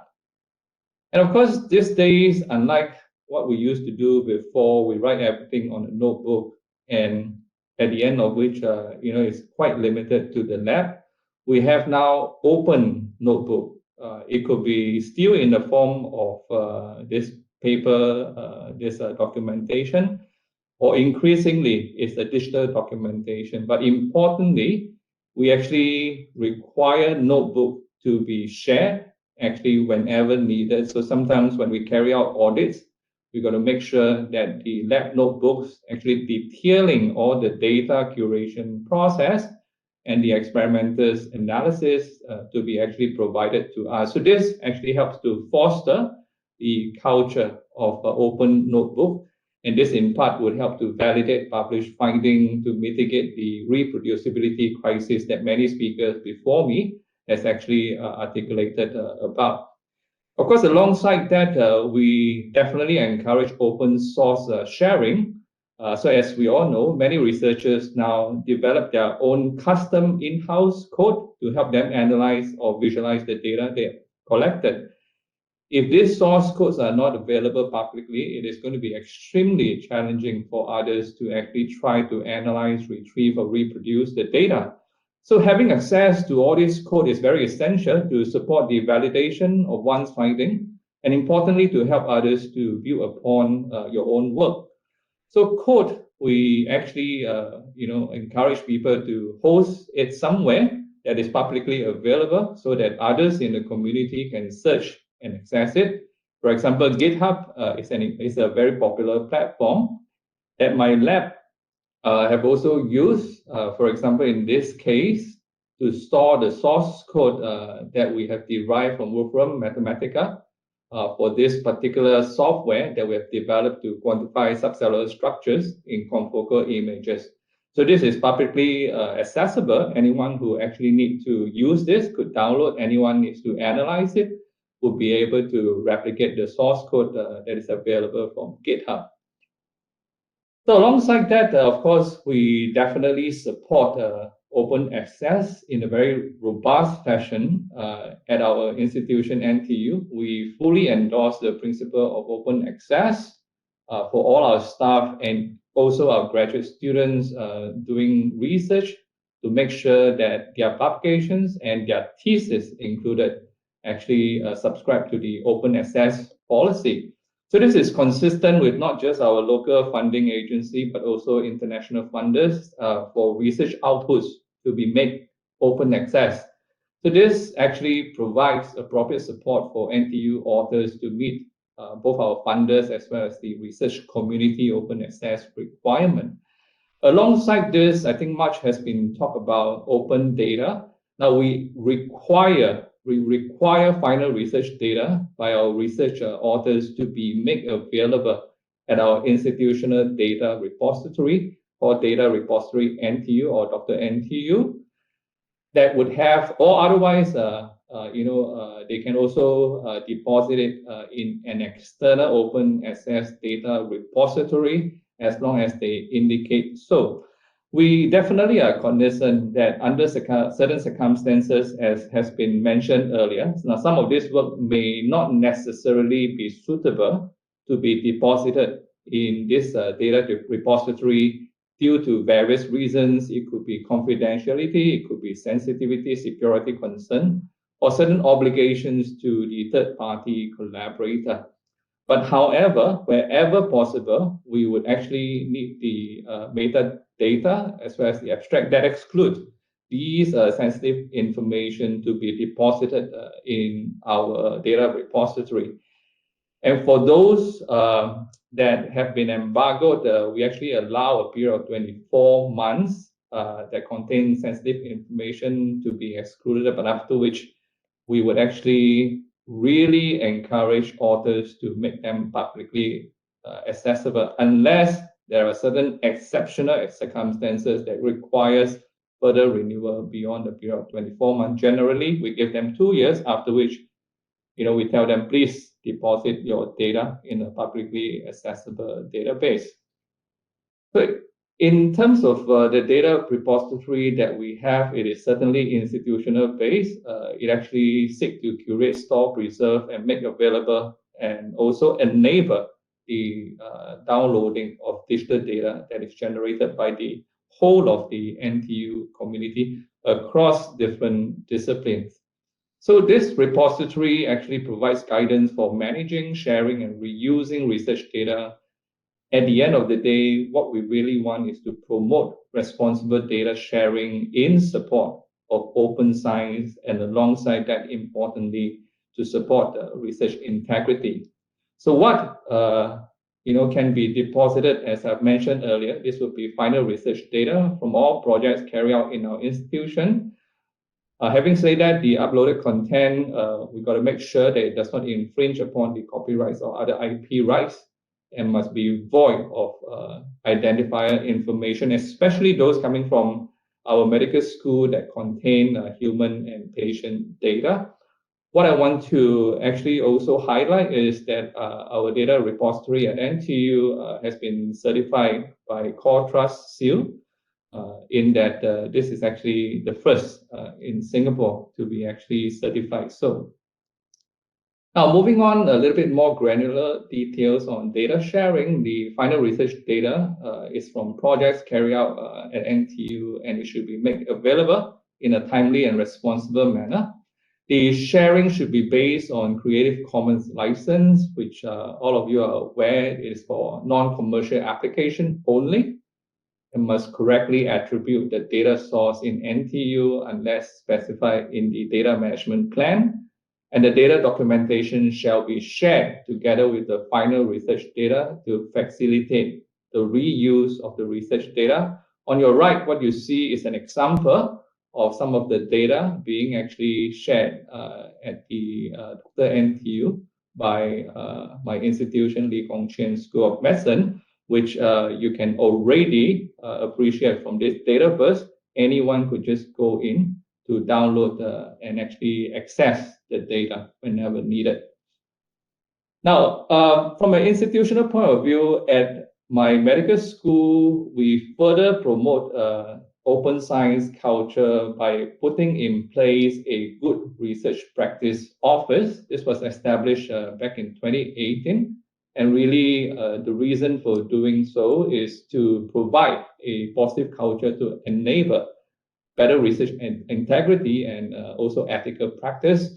We work very closely with the University Research Integrity and Ethics Office. So in a way, this is actually a branch that actually provides proximal information and assurance to the community in our school. So they are involved in all the bubbles that you see on the left, and they serve three principal purposes. Number one, as point of contact for internal and external stakeholders.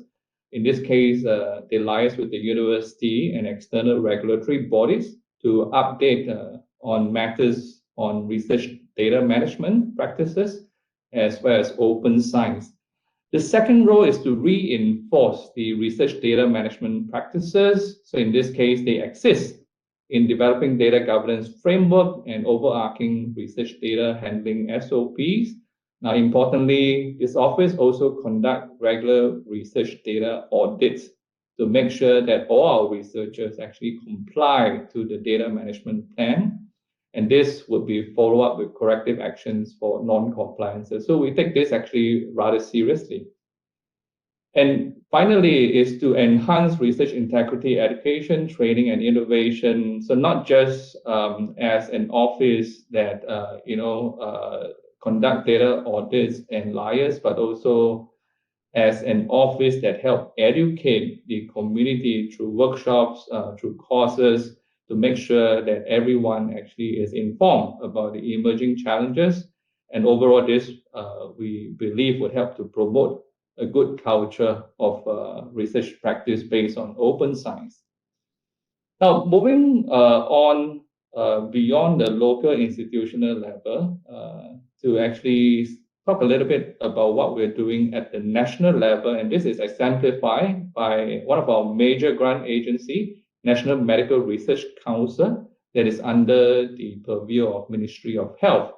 They have actually developed a framework for research data governance to cover broad principle of data sharing. And in the phase one, which has already been launched some years ago, it is actually mandating open access of publication for all existing and new projects. So whenever we have a grant from NMRC and we to publish our work, we have to make sure that our publication has to be rendered open access. So this is how NMRC actually helped to promote open science culture in Singapore. And in phase two, that is currently actually being deliberated, which will be launched later this year. It is the national sharing of final research data, in that researchers are required to share data for all types of studies, including final research data and associated metadata. So of course, the sensitivity is about clinical data. There are reasonable limitations to sharing. I mean, we understand that, but a minimum set of clinical data should be shared. I'll elaborate in a little while what these are. But just to give you an illustration of the final data, is actually ranging from original data, for example, including data generated from past research, to metadata, to process data and tools, and finally publications with data. It does not include at the national level the lab notebooks, preliminary analysis, draft of scientific papers, and so on and so forth. Those data that matters actually needs to be deposited with NMRC. So just to elaborate a little bit further, particularly regarding clinical data, I've talked about reasonable limitation to sharing. We all know that it can be very sensitive, but the minimum set of clinical data that would include basic demographic, as in age, gender, race, or disease or condition, including diagnosis, I think that should be included because those kind of data would not necessarily divulge patient identity, and I think it's useful for the community. So the data in this case is to be shared no longer than 12 months after official date of publication. So whenever you publish a paper, your data needs to be shared within 1 year period, and otherwise, the data should be shared within 24 months after grant completion. A copy of the research data actually is required to be shared, I beg your pardon, in a centralized research data repository that is on this NMRC platform called Business Research Analytics Insights Network, acronym BRAIN, that is developed by the IT section of the ministry. Now, we definitely are cognizant about data privacy and access. So the data retention period in this case, even though it's centralized in BRAIN platform, would be for a minimum period of 10 years. But what is important is that you need an IRB to review the investigator's data sharing plan. And of course, the data needs to be de-identified because of patient confidentiality for those working on human and patient-related data. And there needs to be control access for all human subjects related data sets. And there has to be very strict governance with regards to access of data. So for managed access data, qualified investigator, they are required to submit a data access request that will be endorsed by the requesting investigator institution. So this endorsed data access request would be reviewed by the data contributor institution-based data access committee and representatives. So whilst it is being stored at the national level, the release of the information requires the participation of the data access committee and be reviewed by the contributor of the data. So just some broad principles to walk you through. I think timeliness is important. Data has to be made available at earliest feasible opportunity. I think delays or restrictions on data sharing may be justified if you have something that is sensitive, that you need to gain IP protection, or you need to further develop your technology for public benefits. For such exceptional cases, I think that could be reviewed. Peer-reviewed publications, as I've mentioned earlier, it has to be made publicly available no longer than 1 year after the official date of publication. And in terms of human subjects and privacy, just to reiterate, they have to be protected at all times. It has to be de-identified, and informed consent to include explicit provision of sharing of data for wider and future research use, subject approval to be contacted should studies show that clinical intervention is required. I think this is important along your data, this curation. There might be instances where something is flagged out and the individual require clinical intervention. The informed consent actually needs to be sought beforehand. So in terms of governance and data access, even private companies involved in publicly funded research, as long as they have a RCA, they can have access to the de-identified data. This is to support collaborative research with industry. And of course, there is, as I've mentioned earlier, a data access oversight committee to oversee the implementation of policy. They will help also to resolve disagreement related to data access requests and to handle appeals. So these are, broadly the framework which NMRC, a major grant agency in Singapore, actually operates. But of course, we have to realize that in as much as we support open science wholeheartedly, there are certain challenges. Of course, we all are aware that the predatory publishing is now on an upward trend.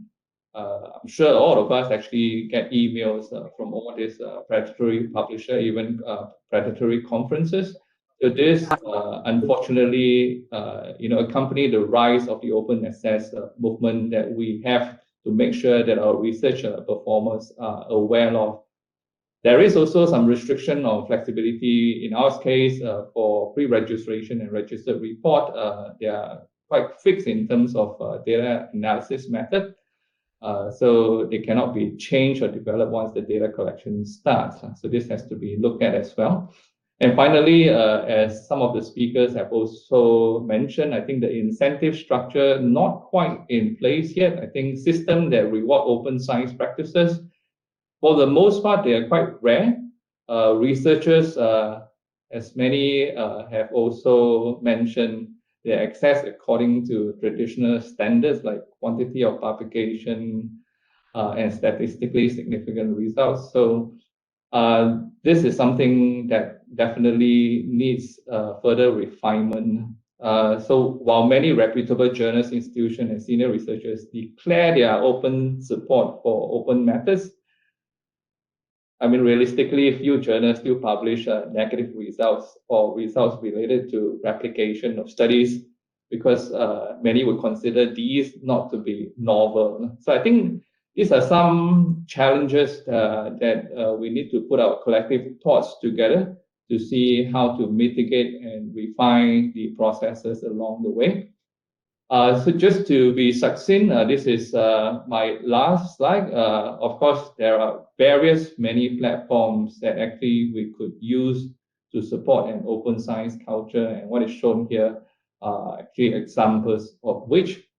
So on that note, let me keep to time, and thank you very much for your attention. Over to you, Lily. Thank you so much. Thank you so much, Professor Lim. It's very impressive presentation. Yes, and actually what strikes me is how well developed Singapore's open science is and the range of measures in place to support researchers. So that's very inspiring for Thailand as well. So I have a very quick question for you, Professor Lim. So Singapore regularly appears at the top of global rankings on innovation and IP regulation. So how has NTU struck the right balance between open science and the protection of research with commercial potential? Yeah, as I have mentioned earlier, we definitely are sensitive to information that contain intellectual property.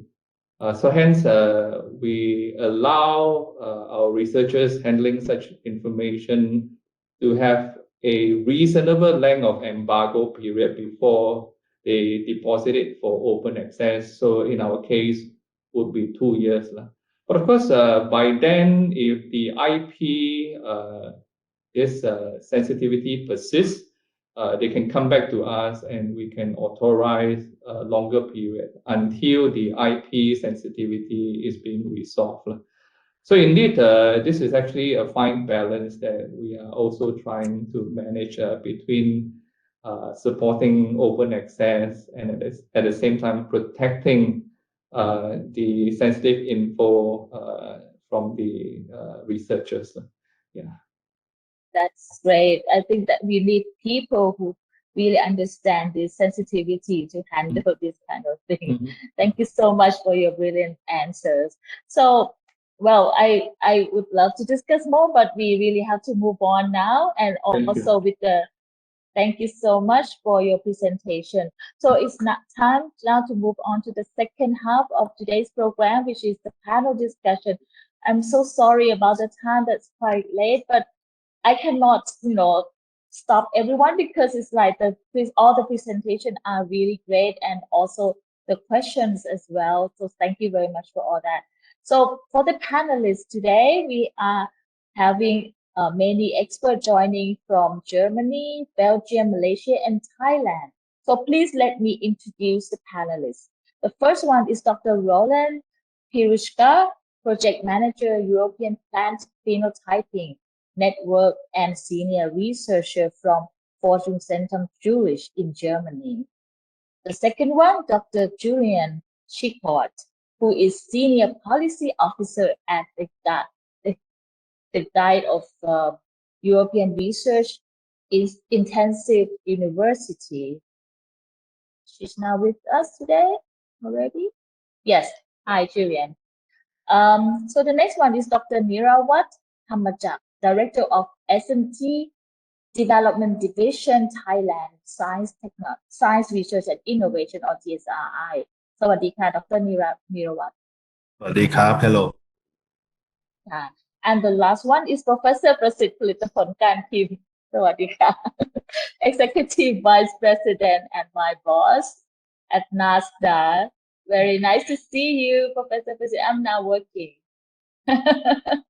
And of course, the moderator today for today's session, we have Professor Supaphan Serapin, Senior Advisor at NASDA. สวัสดีค่ะอาจารย์ And Dr. Susanna Rensovasu, Regional Coordinator, URCES Worldwide. Hello, Susanna. Hello. So, I believe that you are both ready for this session. So over to both of you.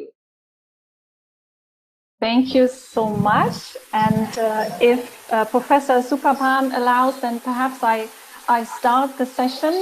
Yes, please, Susan. Go ahead. Thank you so much, Professor Supaphan. Now we're already quite late in the program, and of course we've heard so much already. So I think we had a very nice scene setting to start the panel discussion this afternoon. And maybe if I can just encourage everyone to keep asking questions, because it's important that this is also interactive. So if you have any questions for the panelists as we go along, please type them in the Q&A, and then we will try to get our panelists to respond to them. Now, we've heard already we have 4 panelists, two from Europe and 2 from ASEAN here in Thailand. So, of course, this will give us further insight into this very important issue of open science and how it is handled in different parts of the world.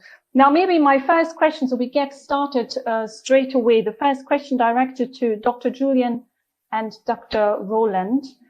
Of course, Dr. Roland from Forschungszentrum Jülich in Germany, part of the Helmholtz Association, and Dr. Chico is with the Guild of European Research Intensive Universities. I think this is an association of 21 universities across 16 countries. So it will give us a very nice insight into how this issue is handled. Now, we know open science is just starting to gain momentum in ASEAN, but it has a longer history in Europe. Perhaps both of you, from your perspectives, could give us a little bit of insight into why you think how this movement started in Europe. What do you think were the key factors that drove open science to the forefront? And maybe also from your particular perspective, what role does your institution, or you perhaps as an individual, what role do you play in driving the open science movement in Europe? Perhaps Dr. Chico, if you start taking the floor, please. Thank you. Thank you, Suzanne, and thank you very much for the invitation, and good afternoon, everyone, from Brussels. So indeed, I'm Julian Chico. I'm representing the universities of the Guild of Research Intensive University in Europe. So we are a network of research intensive universities, and I am here to help them to engage in all policy discussion related to open science. And I think the position of the university is rather clear. We support open science. In our views, openness is really intrinsic to research, to the value of research. But where it becomes difficult is that this openness can have different degrees. And in the past, I will say that maybe science was not closed, but the degree of openness was very low. And there was some, I would say, insatisfaction from the research communities, but also from the funding, the research fund organizations, because of the barriers that existed and still exist. And here I refer to the presentation of Coastal Cleaners. The flows of knowledge was not really optimal between the actors. That really prevented some collaboration, but also it really prevented really an optimal working of science and research in Europe. So there was this unsatisfaction, but also strong policy incentives because especially from the European Commission, but also from funders. So I think Costas mentioned Plan S at some point, and there was I would say the legitimate call to say that if research is publicly funded, the output should also be publicly available. That being said, of course, our universities want to react to open science, but then they have also some concerns because open science is a goal, but it's also a process, and how the transition toward open science should be made. Because the way research culture works now creates some dependencies, and we have to find a way to go towards more open science without actually impeding academic freedom, impeding research quality. And of course, open science can contribute to research excellence and academic freedom, but we have to find a good way really to make the transition without really affecting other core values of research. Also, what is important is that to consider from the really perspective of a university, open science has a cost. The way open science has been promoted, and here I refer more to open access, is where university and university library have to pay article processing charges. Well, actually, the researcher is supposed to pay them. So actually, researchers that want to publish in an open access journal sometimes has to pay something to have this article pay, and that's increased the cost burden on universities. So there are all these questions, and the role of the guild is really we have a specific working group, and here we put together our 21 universities, and we really discuss on how we can implement the transition toward open science. We help them exchange good practices, what works, what doesn't work. Of course, many of our universities have already institutional policy in place, but then you can have this in an open science strategy, but then you need to implement it and to make it concrete. And that is where actually the difficulties are. And also, because open science covers many practices, and it's not only about open access, it's also about fair data, citizen science. So how to make a good strategy and to implement it. And it's really what the guild is trying with the university way to create kind of forum, a safe forum where the university can exchange difficulties, challenge, but also good solution that they developed. And yeah, that's what I wanted to say as an opening. Thank you so much, Julian. Maybe if I can ask the same question to Dr. Pirushka. Thank you, Susanne. So thanks for the invitation. Good afternoon. It's a pleasure to be here. It's an important topic that we discuss, and I'm happy to contribute. So to address this question, so that the history how open science started in Germany, there was a declaration, so a Berlin declaration, which basically it was a conference by scientists driven by the Max Planck Institution, Max Planck organization, and this was the initial starting point. And right now, basically every German institution organization signed this Berlin declaration. They implement their own open science policy rules. There was obviously also many other rules, guidelines following. OECD was very important. There are many national rules, but quite a lot of them go along with this European rules. Basically, the presentation that Dr. Glinos presented. So we are very much following those rules and guidelines. And obviously, in Germany, many institutions are interested in participating in Horizon Europe, Horizon projects. So there are certain rules that we implement, and so there is a very cohesive development. One example, what we specifically do, so you introduced me as EPPN project manager. This is already a few years ago. So we, based on this EPPN, we started to develop a research infrastructure for sustainable agriculture called Emphasis. The research infrastructure, it's based on the S3, so European Strategy Forum for Research Infrastructure. And the idea is to connect different countries, communities from different countries, to develop joint infrastructure, so basically share installations, share facilities, but also that's actually one of the other key elements, develop the common standards, so protocols, data standards, and basically bring all those countries, communities together to be able to develop those. And obviously they're having clear rules, and for us implementing those rules, it's one of the key elements that we do. As a very concrete example.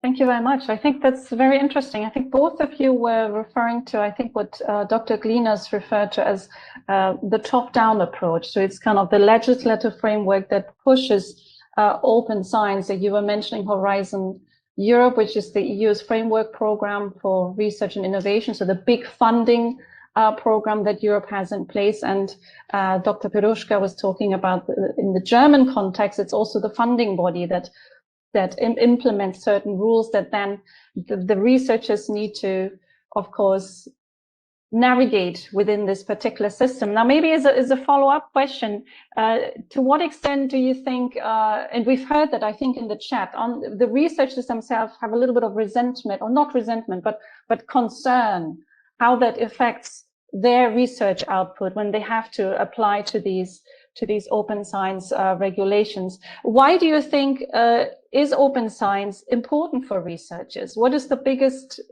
incentive for them to comply with this and to make this applicable to their own work? And I'd like to invite perhaps all panelists, but maybe we start again with Dr. Julian. Yeah, thank you for this question. It's indeed very critical because we have to embark researchers in this transition, and it's actually difficult because of the research cultures that is in place, as described by Kostas Galinos earlier during the event. I think what the researcher need to understand is that open science is really in their interest and in the interest of science. Without being very critical about the publishing system actually in place, but what we are afraid sometimes is that the academic publishing system as it works now is really not in the interest first of science, and actually open science will help to change how this academic publishing system works and to put it again at the service of research first. Of course, it can also, they could be we are not against private companies making profit of it, but really what should be at the core is really to serve science. And really open science should be understood as a way for researchers really to gain back ownership on their research and how they communicate their research. Because what is important for a researcher is actually to increase its, first to deliver something of quality, but then to increase its scientific impact. And to do that, you need to select the most appropriate channel to disseminate your work. And open science, all of that, it really allows you to choose to have the most open manner possible and appropriate, really to increase to ease the flow of knowledge and to target the right audience. And I think it's really important to have that in mind. It's really to give back researcher control. And I mentioned, of course, scientific impact, but there is also other impacts to be considered. There is economic, social impact. And even though we really believe that the core objective of research should be excellence, but also an additional objective could be actually to achieve better impacts on our society, on the economy. And by being open, you allow that because you create more discourse with the society, with the citizen, with the companies, because your research output are open. Thank you so much. Dr. Pirushka. Maybe to come back again to the emphasis example, where I could potentially provide a very concrete examples how it works. So the basic idea is to bring communities from different countries together, including different stakeholders, policymakers, funders, researchers. And when you bring people from different countries together, then you quickly realize that there are many parallel developments in many different countries. And you also realize that being open, that helps not only the funders in efficiently using resources to fund something that's not already published in a different countries, and this relies or applies to funding in a national level, but also on a EU level. When there is a research group working on a specific topic, it's good to know that they are there. It's sometimes also you can use the data so that you try to develop complementary research and not to compete. And this is important. It's that those data are open, that they are accessible, and this we basically promote this, that the data, whenever there are data obtained by public funding, those data have to be publicly available. The exception is companies that can use those data commercially. And there are obviously also legal framework that is attached to this. So there is a lot of potential and a lot of it makes a lot of sense to work together to have to be open, and this is that's something that also scientists start to realize. And this openness in research, it's pretty important.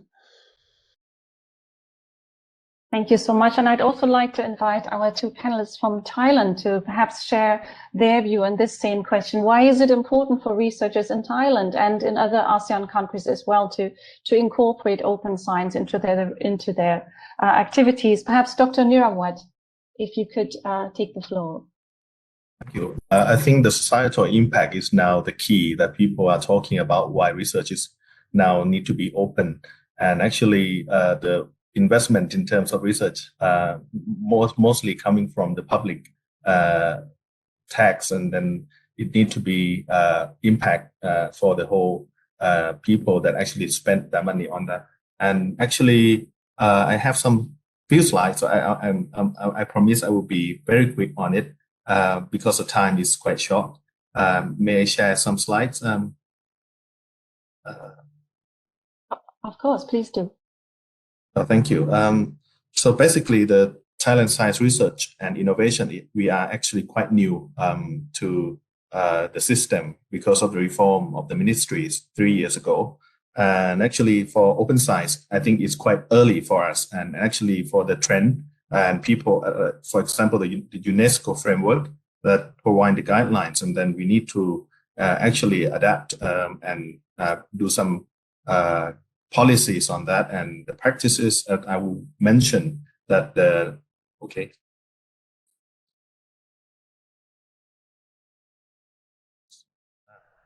Yeah.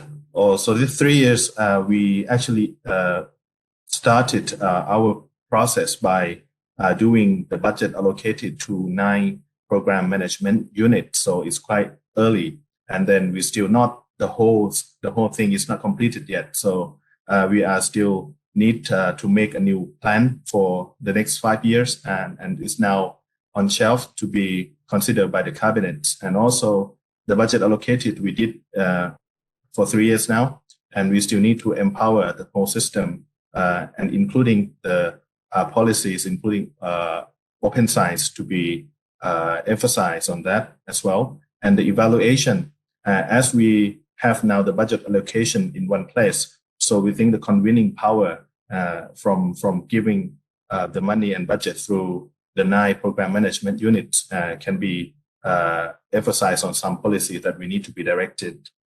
And I will focus on these 2 practices that we do at the moment.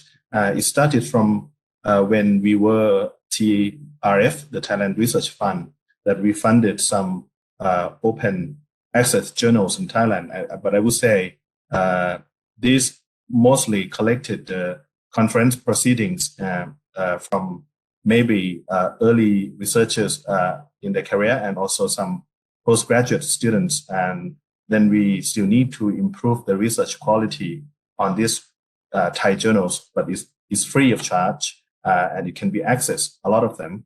And by giving some support to the TCI, they empower the editors, editorial boards, and make them accepted through Scopus during the last few years.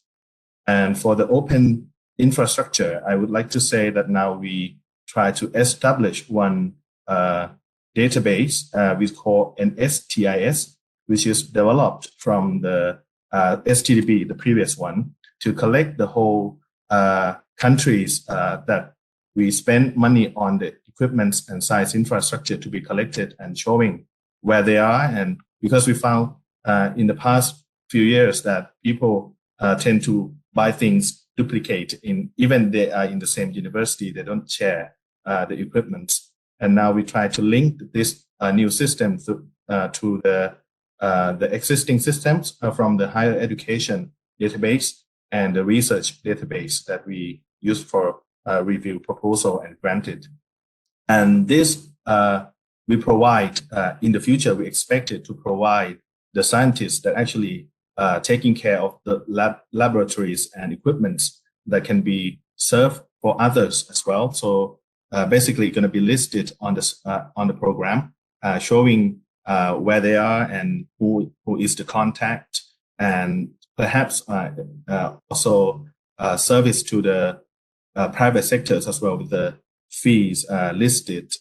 And I think for us as a budget allocation, we can force everyone who purchase equipments through our budget to report what they bought. And actually we try to actually make it very serious these 2 years that everyone must report the equipment that they bought on the systems. And this will make the whole equipment showing that which one is being invested more than each one, and that makes us realize that which fields of research that are now people are more doing in the country, and also sharing the labs and equipments through others that they don't have sufficient equipment or money to buy. And these are the applications that are now being developed in the system that we call an STIS. Also, we can provide the data like this, for example, the pilot plants for food fabrications, for some factories, pilot plants in the whole countries that where they can be accessed not only by the public sectors, but also SMEs in the local area as well. And we also have the network of these regional science parks that also help them as intermediaries to provide like the research in the university to be accessed by the local SMEs and spaces.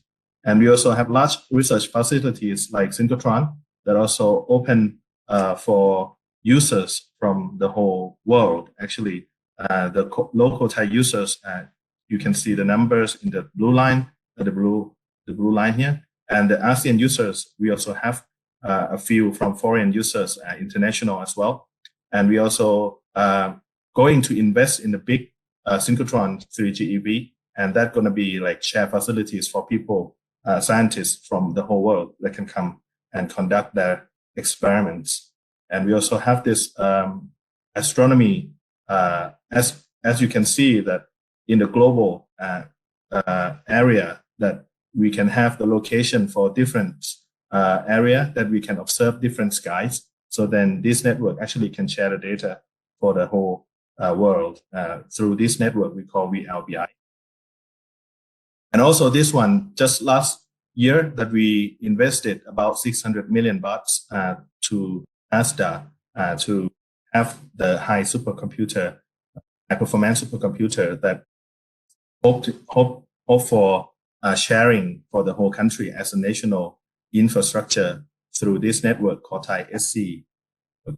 So basically in these 5 years, we also planning to support the development of the research facilities to be able to access by the research communities in Thailand through this plan. So just to be short for. Thank you so much, Dr. Nirawat. Now, obviously, a lot that is being done by TSRI to support open science, top down. Now, maybe to return quickly to my question, what do you think for the Thai researcher? What is the incentive, or why should they care about open science? Excuse me, Susan, can you, yes. let's hear from Professor Prasid. Okay, let's as representative of the NASDA. Okay, thank you very much. I think that's a very good question. For apart from many reasons that the other speaker have already said, I think that for my feeling, the open science is a natural development of new science, because the science that we are developed to is usually multidisciplinary, big data, multicultural, multi-country. So if the people who work in this system are not open enough, it would not be possible at all for the science to progress. And so I think naturally we need a system so that the team can have some confidence on the other part of the team, even though they do not really understand what their partner are actually doing. but they have some feeling that part is done in a way that is verifiable. I think that's about one of the most important things that contribute to the progress of the open science. Thank you. Thank you so much, Professor Prasit. And before I hand over to my co-moderator, Professor Supapan, just a final question, perhaps. I mean, as you have said, of course, what is important for the researchers is the scale of the questions that researchers are trying to tackle. COVID is probably the most recent example. Climate change is the other example. Can only be successfully done by international collaboration or interdisciplinary collaboration. I think that's what all of the speakers were alluding to. If you're not sharing your data, and if you don't have access to data, it'll be a lot more difficult to find sustainable solution to these challenges. Now, a final question before I hand over to my co-moderator, Dr. Julian and Dr. Roland. Now, conventionally, of course, the assessment of whether a researcher is performing well or not, and is still standard, I think, is the publication index. And this is what people are highlighting in their CVs. Now, as your organizations are adopting open science principles, which other metrics are you developing or maybe implementing? Could you just share a little bit, just very briefly, on how you see transition in that regard as well? Maybe Dr. Julian, if we start with you. Thank you, Suzanne, for this important question again. I will try to be very brief. So the guild itself has no metrics because we're not involved in the evaluation or the hiring of researchers, but I can give a bit of a perspective of our own position. So we are involved in the reform that Kostas Klinos presented to reform research assessments. And our position is like we fully support the reform.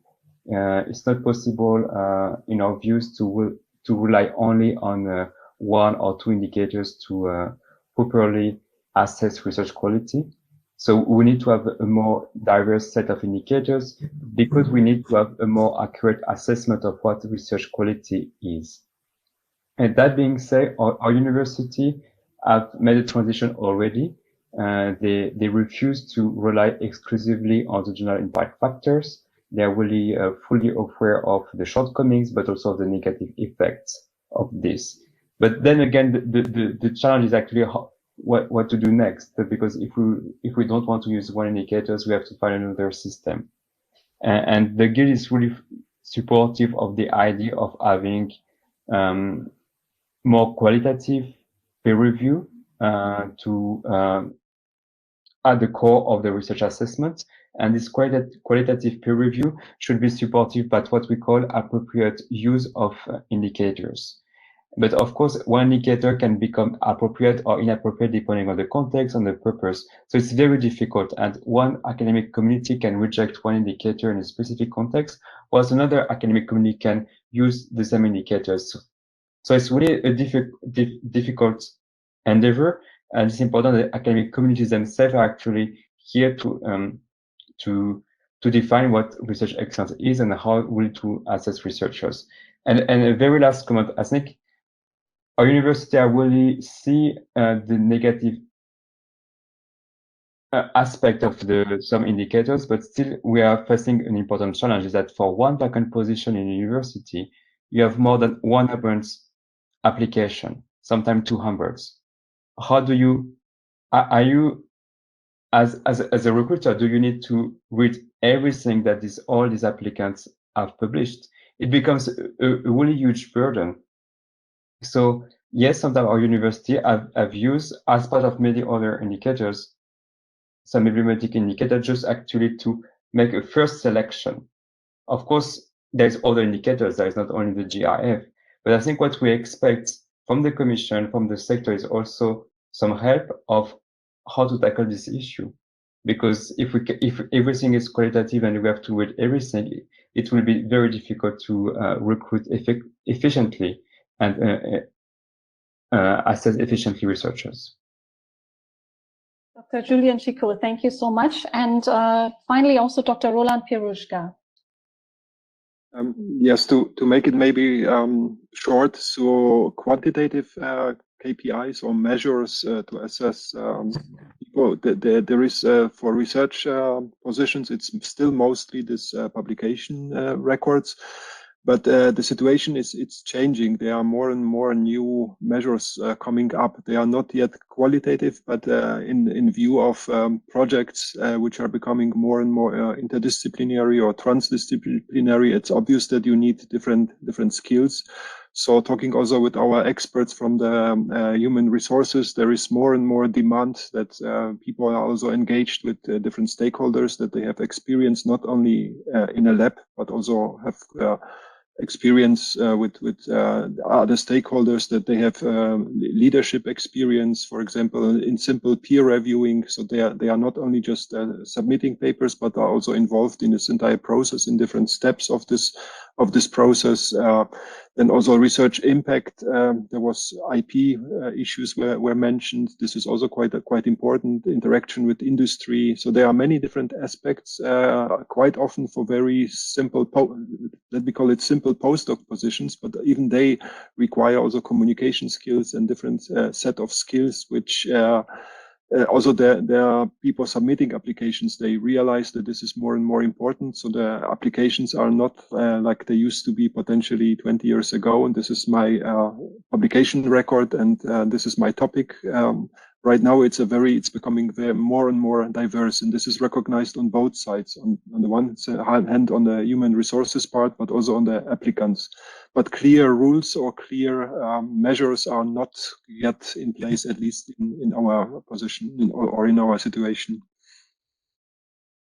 Thank you so much. So clearly, another project ahead, because a one-size-fits-all approach is not the one that fits.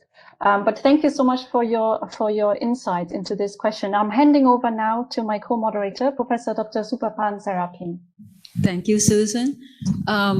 Bring back to more of a Thailand setting in order to understand, because I believe that the attendees in today's webinar would be very interested in the open science status, both in terms of the granting agency that Dr. Nirawat had shared with us, which I believe it's a wonderful initiative to try to support equipment. And that's a very good place to start as a microscopist. And I know that electron microscope is expensive. So how to make the best use of instrument rather than a specific group of people. So that is wonderful. But I'd like to turn the discussion a little bit to the viewpoint of individual researcher or faculty, because faculty would like to publish, or the researcher at NASDA has many KPI, but one that important is the publications. However, it boils down to, at the end of the day, the promotion and tenure, or the promotion in their career path. So how this open science will impact them, and how do they have to be aware of I know top down from the funding like Horizon 2020 or Newton Fund from European come in. How about Thailand, inside Thailand? Dr. Prasit, could you share with us? Thank you very much, Ajahn. I think in Thailand, we are still in the very early stage of open science. And at this moment, I think the main activities that we need to do is providing the awareness, raising and the advocacy of the open science. People are still do not really understand what does it mean by open science. It means you open the knowledge or open the infrastructure or open the data or open the software and so on. So we need to have this activity going on among researchers and research institutes to make the people understand a bit what is the really meaning of the open science. And after some understanding, I think we may need to draft some policy or some rules and what that is important is the build the infrastructure that many people have mentioned that is necessary for the open science work. For example, the data repository. There will be, of course, many kinds of data repository and data collection that people can access and can be used. At the same time, in the situation like Thailand, I think there must be some risk management scheme that we learn a bit from the COVID. There are two risks of the open science that we need to handle from the start. The first one is the fake result and the low quality data. From the system need to be able to handle this from the start, to be able to recognize what kind of knowledge or publication that may be not of enough quality, and should be flagged or in some way. The other things that I think when we talk about open science that may be quite important is the communication with the public. And the COVID actually showed that public communication is quite difficult for scientists. We need to communicate not too much, not too little, and not sometimes it's also too simplify the matter. And that's something that we need to build some capacity of the scientific community to be able to handle this kind of activity well. With that scheme in place, I think then we can go to full implementation of open science. That's shortly. Thank you very much. Very, very interesting. How about Dr. Nirawat? Do you have any input or answer to what we discussed right here? Please. Yeah, I think it's more challenging for the underdeveloped countries comparing to others when we have problems in many stages of the open science. Not only just like open the knowledge and the thing that we have already ready to publish, and also open the access to infrastructure, as I mentioned before, something like that too. And also for the open science now, I think the main challenges is like incentives. When people are getting professors based on the Q1 publication and people are getting rewarded from the increasing salaries from getting the higher impact journals for something like that, is actually make it very hard for the open access data to be promoted in the country. I think for the open access journals, some of them, which is very prestigious, like scientific report or something like that, that they have the fees. In the future, I think TSI or funding agency may have the fee allow for the researcher to reimburse or put on their budget from the beginning, and that may be one thing that we can help in the granting agencies from the funding agencies point of view. That's exactly a point that I about to ask further, that a researcher believes that cost of publishing a manuscript in an open access journal is quite high, and that actually set up the kind of discrimination, between the rich and the poor. The group that fully supported, well-funded, will be able to be more open compared to the group that may not be fully funded in their research. And we, of course, do not want to see that happening. But if the cost for open access is high, it's not going to be the way we like to see it. So it's good to hear that as funding agency, you're going to allow that part to be proposed budget, to be in the proposed budget.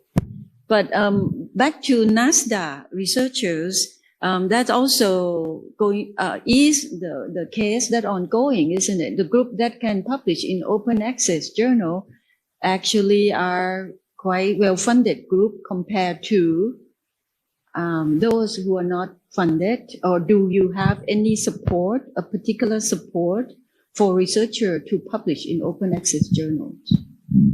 I think the policy now is not really official, but basically the funding for publishing can be requested from the director of the National Center, even though they do not have any funding support.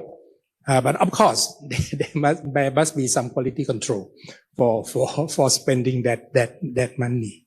I think another thing that people have actually talked about, I would like to emphasize about the implementation of open science is that finally we need to recognize that there are scientific activity does not involve only on the knowledge generation or publication.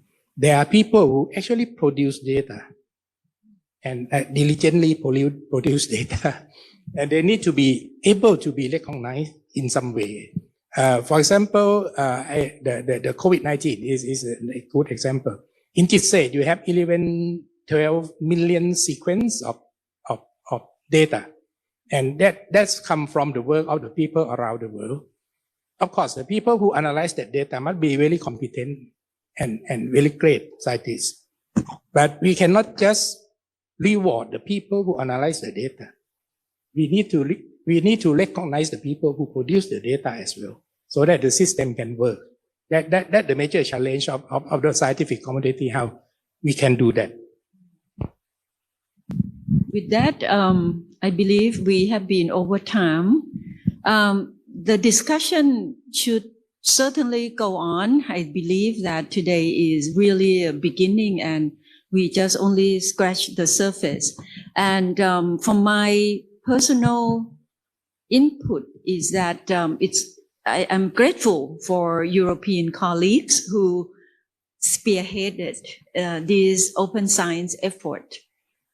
Big player still be our American colleagues and in the US, which NIH as an example, National Science Foundation, also which we should continue on our discussion with these colleagues on our table as well. I know that it's a big push and a big movement in the US as well, for sure. And then we touch on some perhaps not conflict of interest, but lack of benefit or something from the publishers, big, huge publisher. So it's changed the whole way we play the game, if you can call it that way. So it is really interesting. And I would take this opportunity representing the coordinator, NASDA, RQM, the colleagues from Eurexis, and every presenters, everyone who involved in this discussion and put this event together. We greatly appreciate it. And of course, if there is anything that we can improve, please add your comment in the Q&A or let us know anything that we can do better for next time. Thank you, everyone. Thank you for attending. Thank you very much.